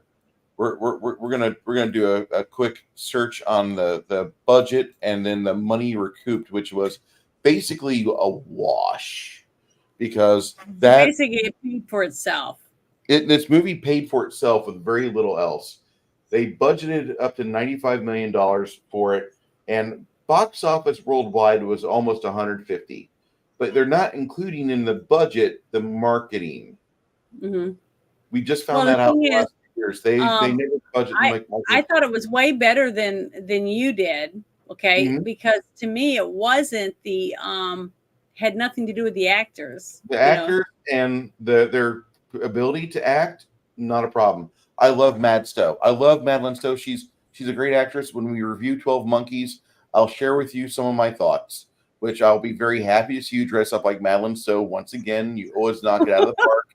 It's Well, great. I love her. I think she's a great actress. I just really like her. I think her style of acting is very dramatic compared to other women, because they, that's why I loved the one with the other three girls as the prostitutes. Okay, because all of them were such different actresses, and to see them all side by side, acting side by side, I just thought it was great, because she was the one level-headed woman out of all of them that actually thought about every detail of what before she did it. You know what I mean? That type of thing. And they just all went off half-cocked, like normal women mostly. So I just like her as an actress for that. Critical thinker. Yeah, she thinks before she acts, and she plays characters like that, and I just like it. Even I was looking her up yesterday, and seeing her daughter now that's grown, it looks just like her to me, and I guarantee in some of the clothes that she wore and stuff, it was all because of her mother, the influence of her mother, and she was a strong woman. But she believes that women can be smart and beautiful and all those things, but she's not a feminist. You know what I mean? I don't know if that makes sense, but to me, she's a real woman, and she's got a head on her shoulders, too, which I think is good, because we need more. Like the same thing I said about Gina Davis. To me, Gina Davis is a very smart woman, and her acting ability is really, really good. But she's more playful. She's got more of a playful side of her when she acts compared to Madeline Stowe's characters. You know what I mean? Mm-hmm. Like that one scene when she ran in after she had sex, Yeah. and you said she glowed, because she did. And she did a great job portraying that character from Thelma and Louise. And she did a good. But see how much she looks like her mother? Yeah. She actually has nicer hips than her mom. Well, their faces, they look so much alike. Yeah. And she thinks her mother was a big influence on her, I think. I'm not upset about it. I think it's great that her and Brian Benben got together, and they're still together. daughter. And you haven't heard anything about them, Mm-hmm. So they have a good, strong relationship, and that takes two people, So I don't know. I just have I admire her as an actress. He's actually in one of my favorite, here's the schlock, Dolph Lundgren movies called Dark Angel, or what we know as I Come in Peace. And for those of you that don't know what that movie is, we'll be reviewing that probably in the early part of next year, should I be alive. That is that's going to be epic. What? I hope we're alive. Oh, I mean, I'm just saying, like, with God's grace, I'd like to see it with you guys. If there are actual aliens, that's probably what's going to happen, is that they're going to be harvesting adrenochrome and something I want to shooting CDs at us. That's in the chat right now, so that they'll know and they can think about it. I'm going to not be on 2 shows at the end of August, where the 20, what was it, the 25th, and I think it's the first weekend of August or September, right? Those are the 2 times I won't be here. But one of the weekends that I'm not going to be here, they're going to watch, Hundreds of Beavers? Yes. Okay, so I want all of you guys in here to know it's going to be like the guys' night. Okay, they're going to have, you guys are all going to be able to watch Hundreds of Beavers and get to review it with the guys, because I won't be here. I won't be able to do it. And my service probably won't be very good. Haven't seen Hundreds of Beavers. If you would like to super chat titties and beer. Yeah, because I'm gonna watch you guys. I'll try to watch you. I'll try to watch you while you're on and be in the chat with all of you. And you're gonna be gone. You said this September 1st. Yeah, I'm gonna be gone because I'm gonna be house sitting and dog walking because they have 2 beagles. I'm gonna miss. I'm not very good at this. Okay, I'm gonna miss the 1st of September and the 20. Is it the 25th? Yeah, the 25th of August. Okay, so I'll set up Hundreds of Beavers for the 25th of August. that's why when you guys were talking about it, I was like, that's a great thing for you guys to do. Have a guys' night, movie night, and do a real manly movie. And I think you guys are gonna love this. It's gonna be fun to watch all of you talking about it. So it's gonna be fun. I think you guys are gonna have a great time doing it, and I think the chat will love it. It sounds good. So might as well not waste a movie night just because I'm not here. Just make it a man night, movie night for the guys. Testosterone night. I'm excited for you guys. I think Looking forward to it. I really am. I want to see. I want to see this because a good movie. a good movie. It looks like a return. Something that takes the last 15 years out of the taste out of your mouth. It looks like a movie you guys are going to love.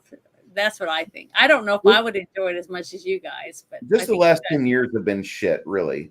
Like, yeah, because in 2014, that was when a lot of us were starting to be like, I don't know if I'm really. I think once Infinity War's done, I think I'm going to be done with Marvel, and because we were starting to see like they were kind of getting the samey-ish. Like Guardians of the Galaxy was a high watermark in my opinion.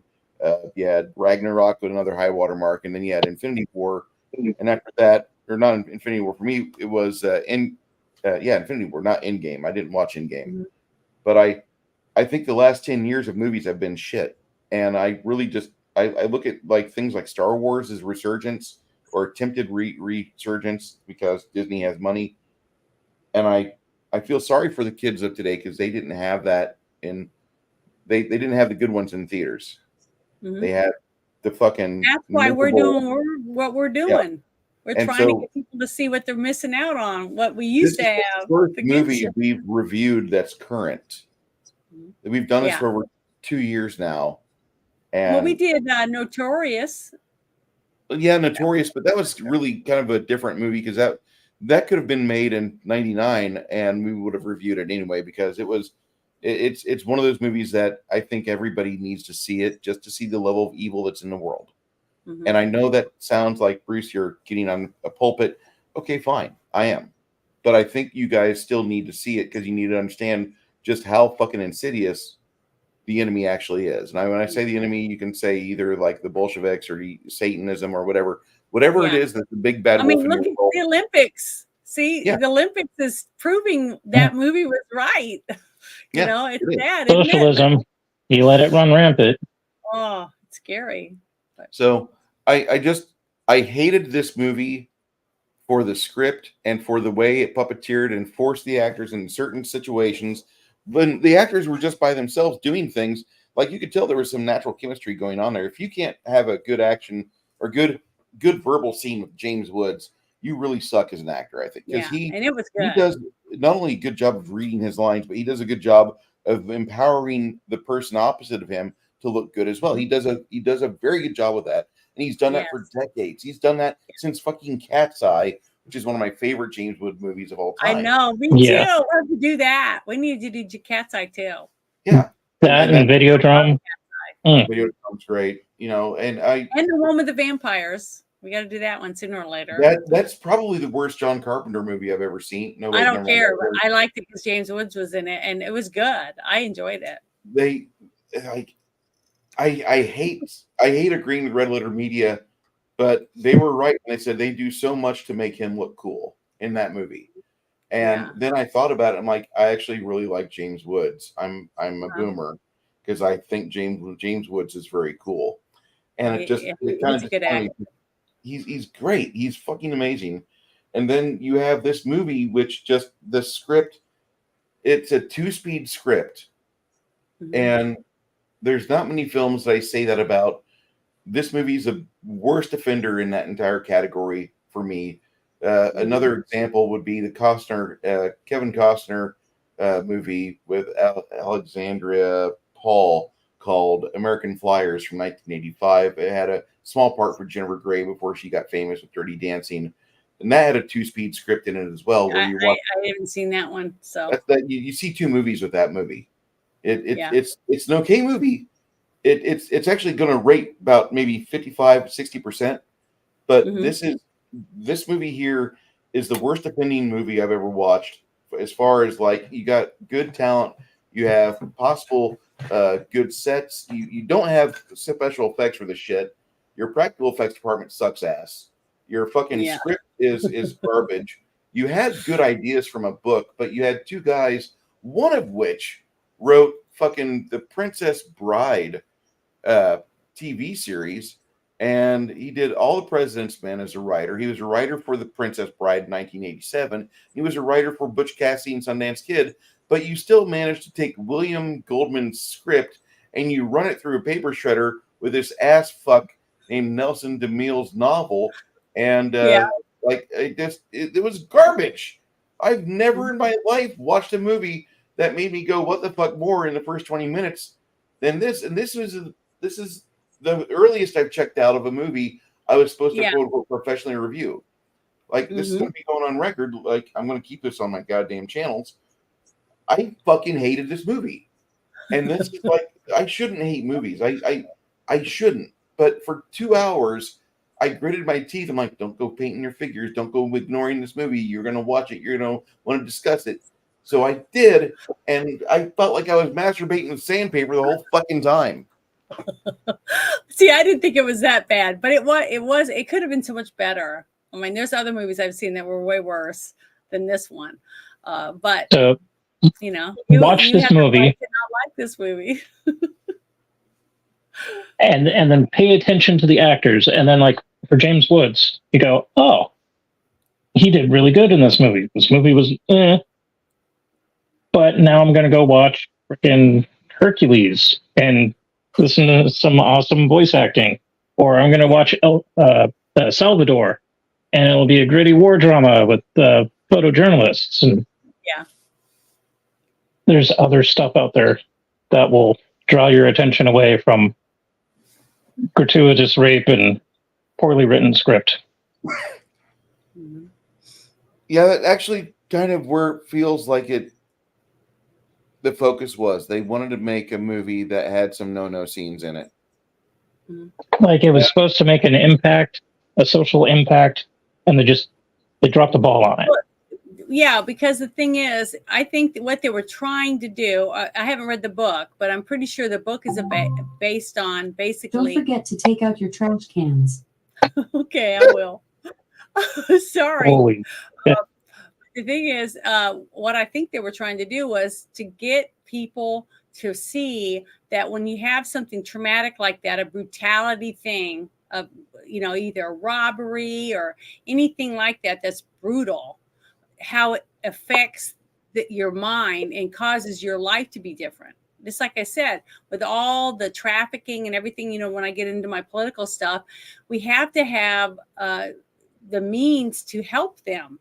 We have to have something set aside to help all the people that are traumatized by the crimes because of our rising crime. So when you take a person that's been brutally attacked or robbed or saw their family murdered in front of them or whatever the horrible thing that went through, and then just put them back in society and say, oh, well, here's your house and whatever, see ya. And they walk off. What do they think that this person is going to be to society? So that's why when you have a child that's abused since they're young, and then they grow up, they abuse. They become abusers. It's a chain that goes on and on and on. So basically, this movie showed how she dealt with what happened to her, not just simply because of the people that she couldn't get. She didn't know who they were. All she knows is that she went through this, and all she wanted was her dad to admit what happened to her and try to help her with it. You see, it was her reaching out to her father, but because he was a general and he didn't want to hurt the military by saying, well, women shouldn't be coexisting with men in the military and this, that, and the other, that he bypassed his daughter's feelings and her needs for himself and his genre, him wanting to move forward. He maybe get another star on his jacket. So basically that's what the story was about. just like Lars and the Real Girl. When I told you I wanted you to watch it, this guy has a sex doll as a girlfriend. You was like, oh, it's a dark comedy. I was like, no, it's about mental health issues basically, and that's what it was. And it was, you know, an indie movie, which I love. I still love those types of movies, but it has a story to be told if you can watch it and be open to listening to what they're trying to tell you. Sometimes you can learn some really good things. And, you know, it affects everyone differently depending on the point of view you have when you go in. Just like if you go to, all three of us would go to church and we'd all sit in the pew together side by side. We're all listening to the same sermon, but when we leave, we'll all remember different things, because when you go to church and someone's preaching to you, you take what you need from it. You see, that's what the whole thing about church is that you take the nutrients you need and use them towards helping yourself. So basically that's what watching Generally, you know what I mean? So we're all going to have a different. sometimes you sit in the pew and then you get the shit smacked out of you because you and your cousin or whatever are horsing around and not really paying attention. And as an adult, we all absorb different information depending on where we are in our own life. You know, that's why some songs might make you emotional and other ones might make you happy, because you want to listen to sad songs when you're sad and you want to listen to happy songs when you're happy. It's just a natural thing. It's a natural flow of life, and we all take what we can from the situation. You know, we normally would take what we need, you know, at the moment that we're seeing something. You know what I mean? So we absorb it differently. Whether you're a man or a woman or whatever, too, that has effects on what it is that you take out of something that someone else might not, you know, see, or it might not move them the same way it moves someone else. Like you and I rated this way higher, and you're a guy, and you rated it higher than Bruce. See, Bruce attached to certain things in the movie, and he couldn't get past that. See, you and I were able to step past that because we weren't, that one thing didn't attach to us the way it did to Bruce. See, and I kind of apologize for the fact of my limited autism or whatever. No, it's just that you're different, and that's what's good. That's why we should have multiple ways of watching and getting entertainment, through gaming or through music or plays or going to an art museum or watching a movie. That's why it's all out there for us, so we can pick and choose the entertainment. But if nobody's putting any entertainment out, then we have nothing. We have each other, and that's it. And that's why I think the COVID and all the other shit that went on caused us, our groups, to form. And because we cling to each other, because we all have certain things that we like, and we all like the same thing in some areas. See, so that's what made us all become friends. I mean, that wouldn't have happened if it hadn't been with COVID, probably.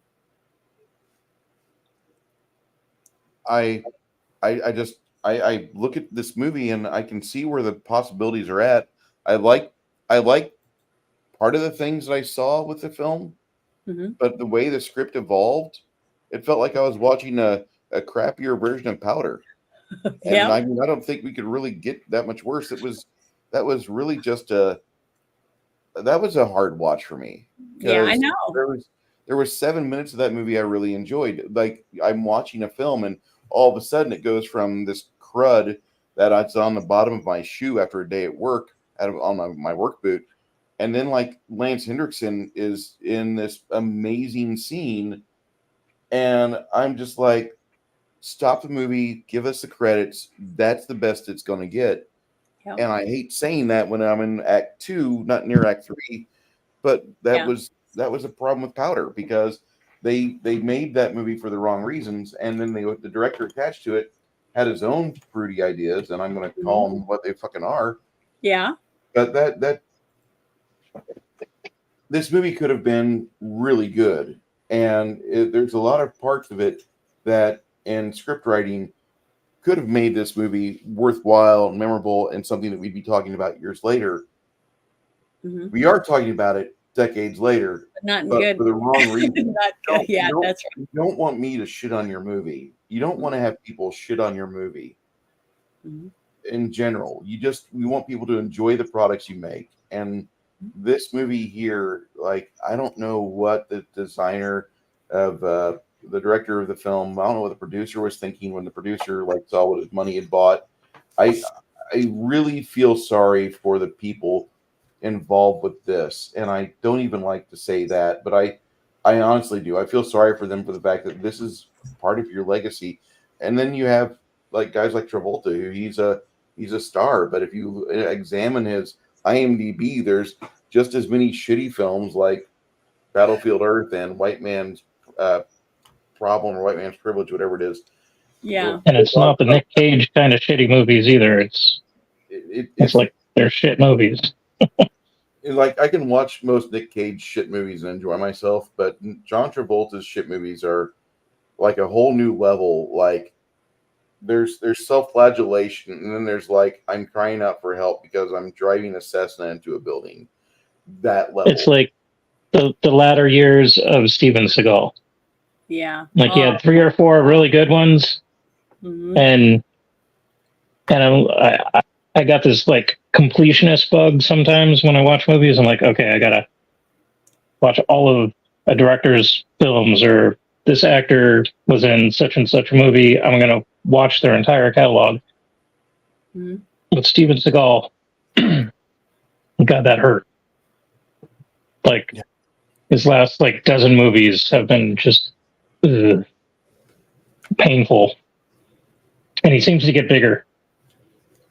And that's really sad because like he was skinny and yeah, he did Aikido, but you know, he knew his shit in Aikido. And now he's like sitting in a chair for half of a movie, supposed to be like some special forces sniper. And he's like pushing 550. Is he really? One angle that I saw. He was huge. He was probably like 450. That's not good. But my God, I'm like, what the hell happened? Like, too much blow and Russian hookers out there in South Russia? What the hell? Like we watched a movie together, and when we first started doing this, we did Victor Victoria, which is an interesting film. You get to see at the very end Robert Preston do kind of a humiliating performance, which he did in one take. At the end of that take, he's breathing heavy and about dead. Yeah. Not in good shape. That was all one take that they filmed, and he did it from start to finish, and multiple angles. Everyone was laughing. One take. Yeah. And the character in that movie, you as a younger guy, you're watching this guy work, and you're like, if I want to become an actor, I want to be like that guy, because that guy is performing this role and he's selling me on it, and he's making it look like he's still having fun with life, even though he's a queen and he's got the worst shit deck of cards dealt out to him. Yep. He's got this going on and he's still making the best of it. That is that fucking actor. And you can't not watch Robert Preston in Victor Victoria and not feel some level of admiration, because the guy fucking sells it, and he comes off so triumphantly. And then after he made that movie, he made another good film called The Last Starfighter, which was his last movie, sadly. Yeah. And this movie you watched today, like, there's none of that level of awesomeness coming out of Cromwell or definitely Travolta. This movie failed. That I hate to keep kicking this dead horse, but I'm really good at it, and I'm gonna do that, because this movie is almost as shitty for me as watching G.I. Jane, which G.I. Jane should have been a better film that had a really good actor, had really good scores, had amazing soundtrack. Just the director, in my opinion, you have Ridley Scott on the start of his downhill slide, where he's making movies for agendas and CIA, and he's doing these really bad ideas, and we're going to have a woman Navy SEAL, and that's the garbage we got. So that scored a 25, and they wrote a movie that, if you just look at it in the context of this is a movie, it makes sense. But when you're tempered with real life experience and military experience, and you've seen Bad Brass, when you have all of this and it's assembled for you together, we're once again kicking the dead horse of G.I. Jane, which is another 1990s movie, which was kind of cool and edgy, but that movie is just a miserable pile of shit. And like just fucking pop us in chat, Dizzy was way more badass than G.I. Jane anyway. Would you like to know more? Back when I was 20, I totally wanted to know more. I still want to know more. Dinah Meyer, I'm a fan of hers. I am a fan. If she's going to be at a convention nearby, I'm going to try to be there, and I want to get that autograph because she's like everybody else we got in chat on panel. Not going to live forever. Get your moments in when you can. Have your small smiles when you can achieve them, but just acknowledge the fact that like you're going to wake up one day and one of your favorite actors, one guy you thought would live forever. For me, that was Leonard Nimoy. When Leonard Nimoy passed in 2015, I was like, fuck me. Like, wait, this isn't supposed to happen. My grandfather died, and I thought, like, at some point, yeah, he would die because he had like the only thing keeping him alive was grandma's fucking spaghetti sauce, which had so much vitamin C packed into it that there would be nothing that could kill him. Once they moved him into a home away from grandma's kitchen, that was when everything collapsed. Within like 8 months, he was gone. But Don't get me started on that shit. My grandmother had the sauce that was like the special secret stuff that apparently Italian nanas know how to make it. But once you get off of it, like everything abandons you. All your good things abandon you, and all the bad things attack in force with making up for lost time. And like my grandfather's death didn't affect me nearly as much as Leonard Nimoy because my grandfather and I argued a lot. You don't argue with a guy that on TV you want to be like him when you're fucking 3. You know, you want to be as awesome as him in scientific analysis and saying the right thing when you're 9. When you're a geeky kid and your friends really aren't your friends, they're just there to watch you fail because they got nothing else to do. It's a small town. You idolize things like Captain Kirk, Spock, Sulu. You idolize these guys that are now 2/3 of the crew of the original Enterprise gone and dead. And when Leonard Nimoy passed, that was just something I was not expecting to wake up to. And I'm in the shower and I'm listening to the radio and he's gone. That can't fucking be right. And I didn't know how to process that. And I since 2015, getting older sucks. Well, yeah, Bruce, you're over 40 now. Thanks, fucker. And it just that's where I think a lot of us are at. Some of you may have realized that before in your 20s or teens because maybe you had a traumatic accident, your grandparents died in front of you, or mom and dad were in a car accident, you were left behind like the outsiders. I don't know. But all of us hit this point where like all of our heroes eventually pass. And knowing what I know about Robert Preston and watching his limited movies that I've been exposed to so far, out of all the actors that have been in Hollywood, that's the one I'd probably want to shake the hands with most and get his autograph or maybe even get a photo because he was fun as fuck in 2 movies I love, Victor Victoria and The Last Starfighter. Last Starfighter is still one of the greatest movies of all time, even if it is a direct ripoff of Star Wars Episode 4. I don't give a shit. It is a concise story. It tells a complete story. It didn't try to bullshit me with some bad sequelitis, although I'm fearful in the future they are going to resurrect it and give it like Disney graphics, which are going to suck because the 84 graphics will be much, much better than what we get in the future. I can almost guarantee. I'll shut up now. Sorry. Don't be sorry. Yeah. Robert Preston, like, you just got a drop in the bucket of his catalog of movies. Oh, He's also done theater, radio, like, man's Broadway. awesome. I think he's done Broadway too. Mm-hmm. And don't forget the guy was in 03 in fucking, Air Force back in World War II. He was in a 386 bombardment group.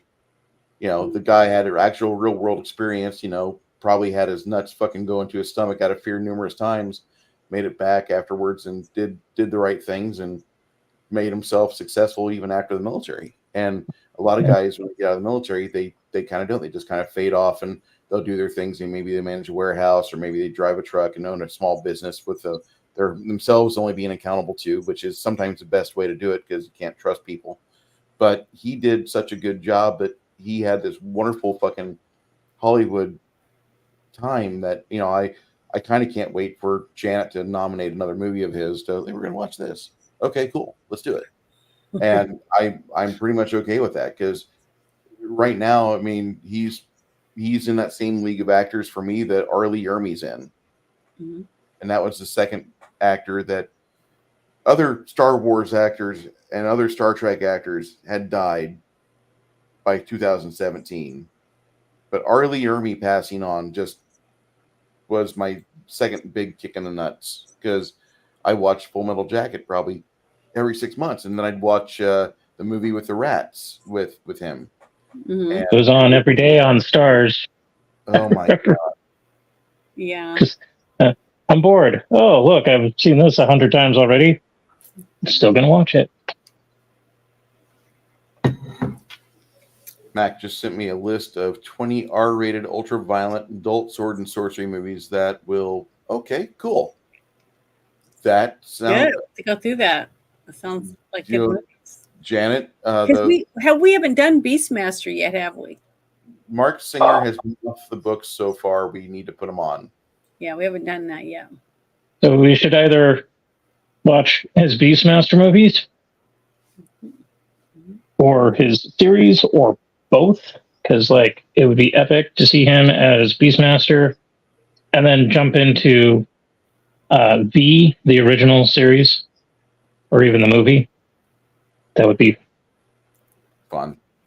I would get my 80s rocks off on that. Really That would be have awesome. been surprised how many movies I had never seen. I've been really shocked, and some of them have been really, really good. You know, like Cutthroat Island. I was just so surprised when I got to watch it. I was like, "Damn, this was a really good movie," you know. And then Yeah. I've seen some really bad ones, but it's been fun though. Even when you get to sit and watch movies with your friends. Even if it's bad, you laugh through it, you know, or you go, "Oh my God, that sucked," or you know, whatever. It just makes the experience something you're going to remember. Even if it's a bad movie, you're going to remember it because who you got to sit and watch it with. You know, its entertainment value goes up just because of who you got to hang out with when you watch the movie. So, you know, all that stuff to me makes a big difference. And like watching Wind River. Okay. I didn't know if Bruce would like it, but it was a fucking good movie. I still love that movie. So there's lots of good movies out there that a lot of us haven't seen.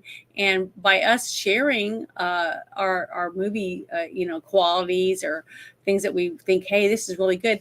And by talking about other movies, it makes other movies, oh yeah, I remember this movie, you know, that we haven't seen. And next week we're going to get to laugh our ass off and watch Caveman.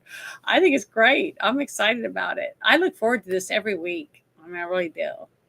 This is one of my high points to get to do this. So just wanted you guys to know that. Quite okay. It's my second favorite caveman movie. You know, Quest for Fire was like the highbrow version of caveman movie. Then there was Clan of the Cave Bear, which had Daryl Hannah, and that was cool. I saw that one too. The books were okay. It was geared toward the fairer sex, but you know, it was all right. And then you got Caveman, which, like, that's just a classic. Yeah, I've seen Conan, and I love Conan. I own Conan, and I own Red Sonja, and I wrote Conan, the second Conan movie. So I have seen those. I actually want to see Conan the Destroyer with you more than I want to see. Have you ever reviewed The Barbarian or not? We haven't done it yet. Okay. Oh man, should do a trilogy. Yeah, it'd be fun. I mean, I just loved them. I thought they were really, really good and very well done. So I'm a big fan. I'll just say that. We haven't done the one though. We haven't done the movie where had the real tall basketball player and the young, and Bruce Lee is fighting his way up. Game of Death. We haven't done that yet, have we? Nope. See, that's another one we need to watch because I love, you know, and I love all those movies. The ones with the actors from I don't remember if it was Japan or China, but they're like all really good actors. And they do the like Crouching Tiger, Hidden Dragon, all those movies. I love all those. Because The lady remember, that- I got me some Asian outfit stuff now, so I'm excited. I'm still waiting on my geisha wig. So, the lady that played the witch in that just passed. oh really? Yeah. Yeah. Shit. Yeah, you're Um, right. It's a bummer, but I just love that kind of stuff. I just love. That's why I think John Wick is such a 5-year-old me was so terrified of that scene. I was asking, "What's going on?" And scary. they're just wrestling. Don't worry about it. And then she freaking vamps out, and I got nowhere to run. It's good movies. All those are good. Very good entertainment, and that's what entertainment is supposed to be, something that takes you away from everything else for just a short time, but you stop thinking about all the other things because you're entertained. So, Elgon, take me away. Mhm. I am so sad. This lady, she was a really good actress. She was in Crouching Tiger, Hidden Dragon, which that 2000 was actually a really good year for movies. Yeah, it was. And That movie was awesome. yeah, that kind of brought the wuxia to the mainstream. I mean, we already had Jet Li and decades before Bruce Lee films, but the this movie here was something special. And then we had the House of Flying Daggers come out, and she was in the Mulan. In the Memoirs of a Geisha. I don't consider that to be a mystical Chinese fantasy movie. Well, I still liked it too. Okay. I liked it too. Kung Fu Soccer. I got them all stacked together in my little cabinet over there. Getting the wrong, and I mean this is like one of the most fun movies It's classic wuxia. Yeah, it is. It's good. I love this. The action scene stuff is just really, really fun to watch. The cinematography with the use of color, the wide sweeping shots, like it's epic. Yeah, I love it. Yeah, it's one of the movies that, like, in 2000 I remember watching this in theaters and like I got to bring my friends to see this shit. This is just way too much fun, and they did so good. Yeah, and, the acting is good. I mean, everything about it was good. I that's why I'd like to watch it this time, looking at it differently. To see whether the story flows right and the music and the editing. Look at it that way. I'm excited about getting to see it that way. But so far, I own these because I just loved them. I've watched them multiple times. That's the other one I was trying to think of. Curse the Golden Flower, which that one's good too. Yeah. End of that movie is hard for me to watch because boy, that boy tried real hard, but it didn't help him in the end. Okay. Six Nation 31 Kings, welcome to your streaming career. How do you feel, sir? Like hammered shit, but I'm doing well. It was a rough night. Yeah, last night was a lot of fun. Yesterday's game, I could do more games like that. That was a blast. And me and Kai stayed up till way too late and talked about things and did our discussion. Yeah. After your guys' show, I was up for like another 4 hours. And I'm like, what the hell am I doing? Got a movie to watch in a couple hours. Okay, so. Yeah, Mac wrote something at the bottom. Did you see that? He wants us to notify him. Yeah. For Conan the Barbarian. Yeah, I got some figures done last night, so I stayed up for a little bit longer than I should have. Good. That's okay, because today I'm going to go to sleep like a good boy and be a good boy at work and not get another fucking suspension. But anyway, I'm just, I really do enjoy having this time. I know we don't really have much of a lead time once we watch the film. We jump right into the discussion here. That hurts Janet's ability to coordinate costumes and all that. But I just haven't been able to make shorts, to put on my channel as advertising like I used to, unless I've seen the movie and I know pretty much who I want to dress up and stuff. Like today, after seeing the movie, I wanted to dress up as her, all beat up, but maybe I'm not supposed Thankfully, to. you didn't. So, I don't know. And remember, my bald wigs came in. I'm starting to get some of my other things that I've been wanting to get, but they were on back order because, the traffic, I guess, is really bad with ordering things because we don't sell stuff here anymore. You have to get everything from overseas. So maybe that'll get better after we get a new president. As long as it's not from Timo. But but me not knowing who I'm going to play, because I hadn't seen the movie, it makes it hard too because I don't know what I'm going to wear. I'm digging through my costumes, going, "Oh, do I have a jacket that color? What, that kind of stuff." But that's why I'm excited about the Crouching Tiger, Hidden Dragon stuff because I've got a couple Asian things. So. And we haven't done the one with have we done the one with like Sub-Zero and they've in it? We haven't done Mortal Kombat yet. We're gonna probably go Which with one? the first one from '95. Mm-hmm. Okay. I don't want to do the '97 Annihilation. I don't want to do anything since then. The '95 one is still the one that seems to be most more accurate. Yeah. Every CRX and Honda Civic, I remember in '95 was blaring that damn soundtrack. We got to do Ninja Turtles. Yeah.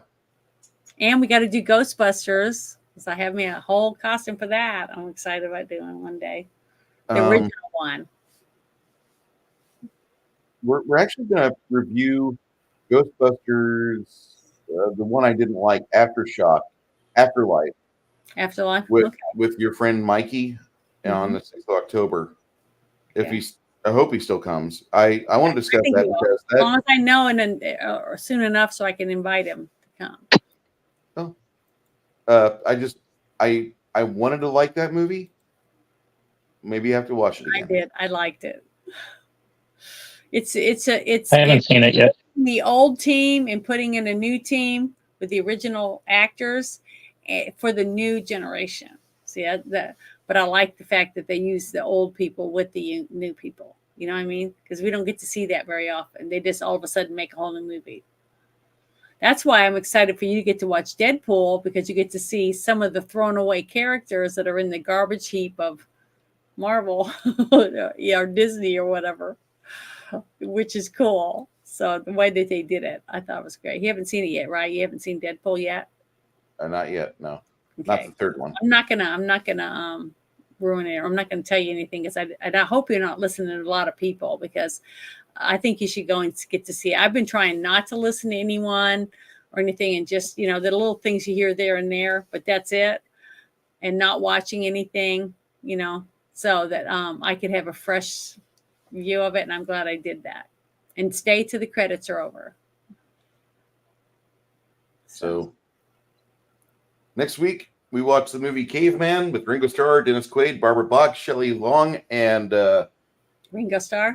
Ringo Starr, and it's gonna be a lot of laughs, lots of laughs. Atook. I hope you guys are available for that because I'm sure gonna make some time for it. I'll try to get some time to see this. I want to take the wife to see that movie actually. Yeah, she would love it. She's gonna love it. Everyone, be well, stay out of trouble, don't do anything that'll get you in hot water, etc., etc. Watch the comedy show, and I mean the Bolsheviks and all the bullshit. Watch it with a critical eye because they're going to try to tell you things to distract you.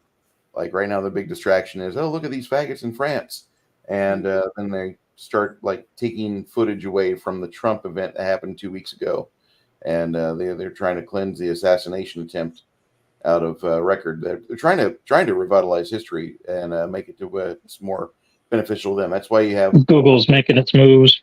Yeah, Google's making its moves. They're trying to use DuckDuckGo and any other streaming things like Brave. Brave is good. Try to use alternative means for an alternative to the garbage you find on YouTube. There's a I'm not digging the whole AI thing. no. You know, everybody's got their own web browser with AI, and Brave got into it too. But it's a natural progression of stuff where we're the commodity now. Our data, our information, our usage is what they make money off of.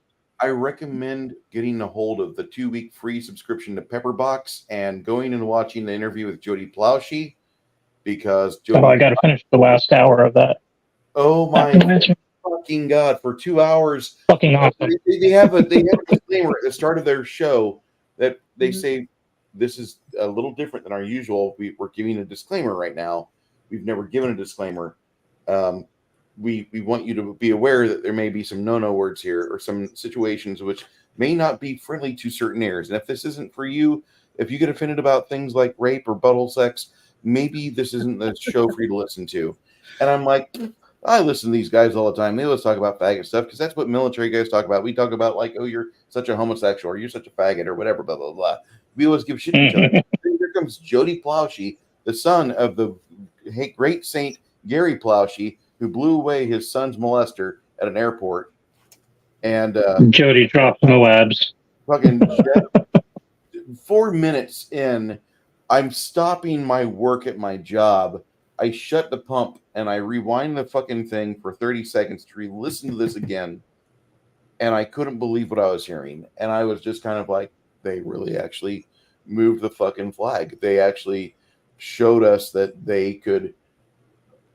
They're definitely making a product for us to listen to. That, wow, that disclaimer, that fucking warning, that blaring fucking red flag, like, don't go beyond this point if you can't take sensitive topics like this guy's molesting kids. Don't listen to it. Don't watch it if you can't handle it. But if you can, you're going to feel like dog shit when you're in the middle of it and you're laughing your ass off, because Jody is dropping verbal fucking flashbangs the whole time, making you laugh through his pain, and that's how he gets through it. And you can turn it into a drinking game because Donut Operator mentions gallows humor 7 or 8 times. So get your favorite drink bottle lined up there. Get your favorite hard liquor and your Boston glass there. So every time you hear gallows humor, just go ahead and take another swallow, and you'll be fine. It'll be the best fucking laugh through somebody else's trauma you will ever have. I almost guarantee it.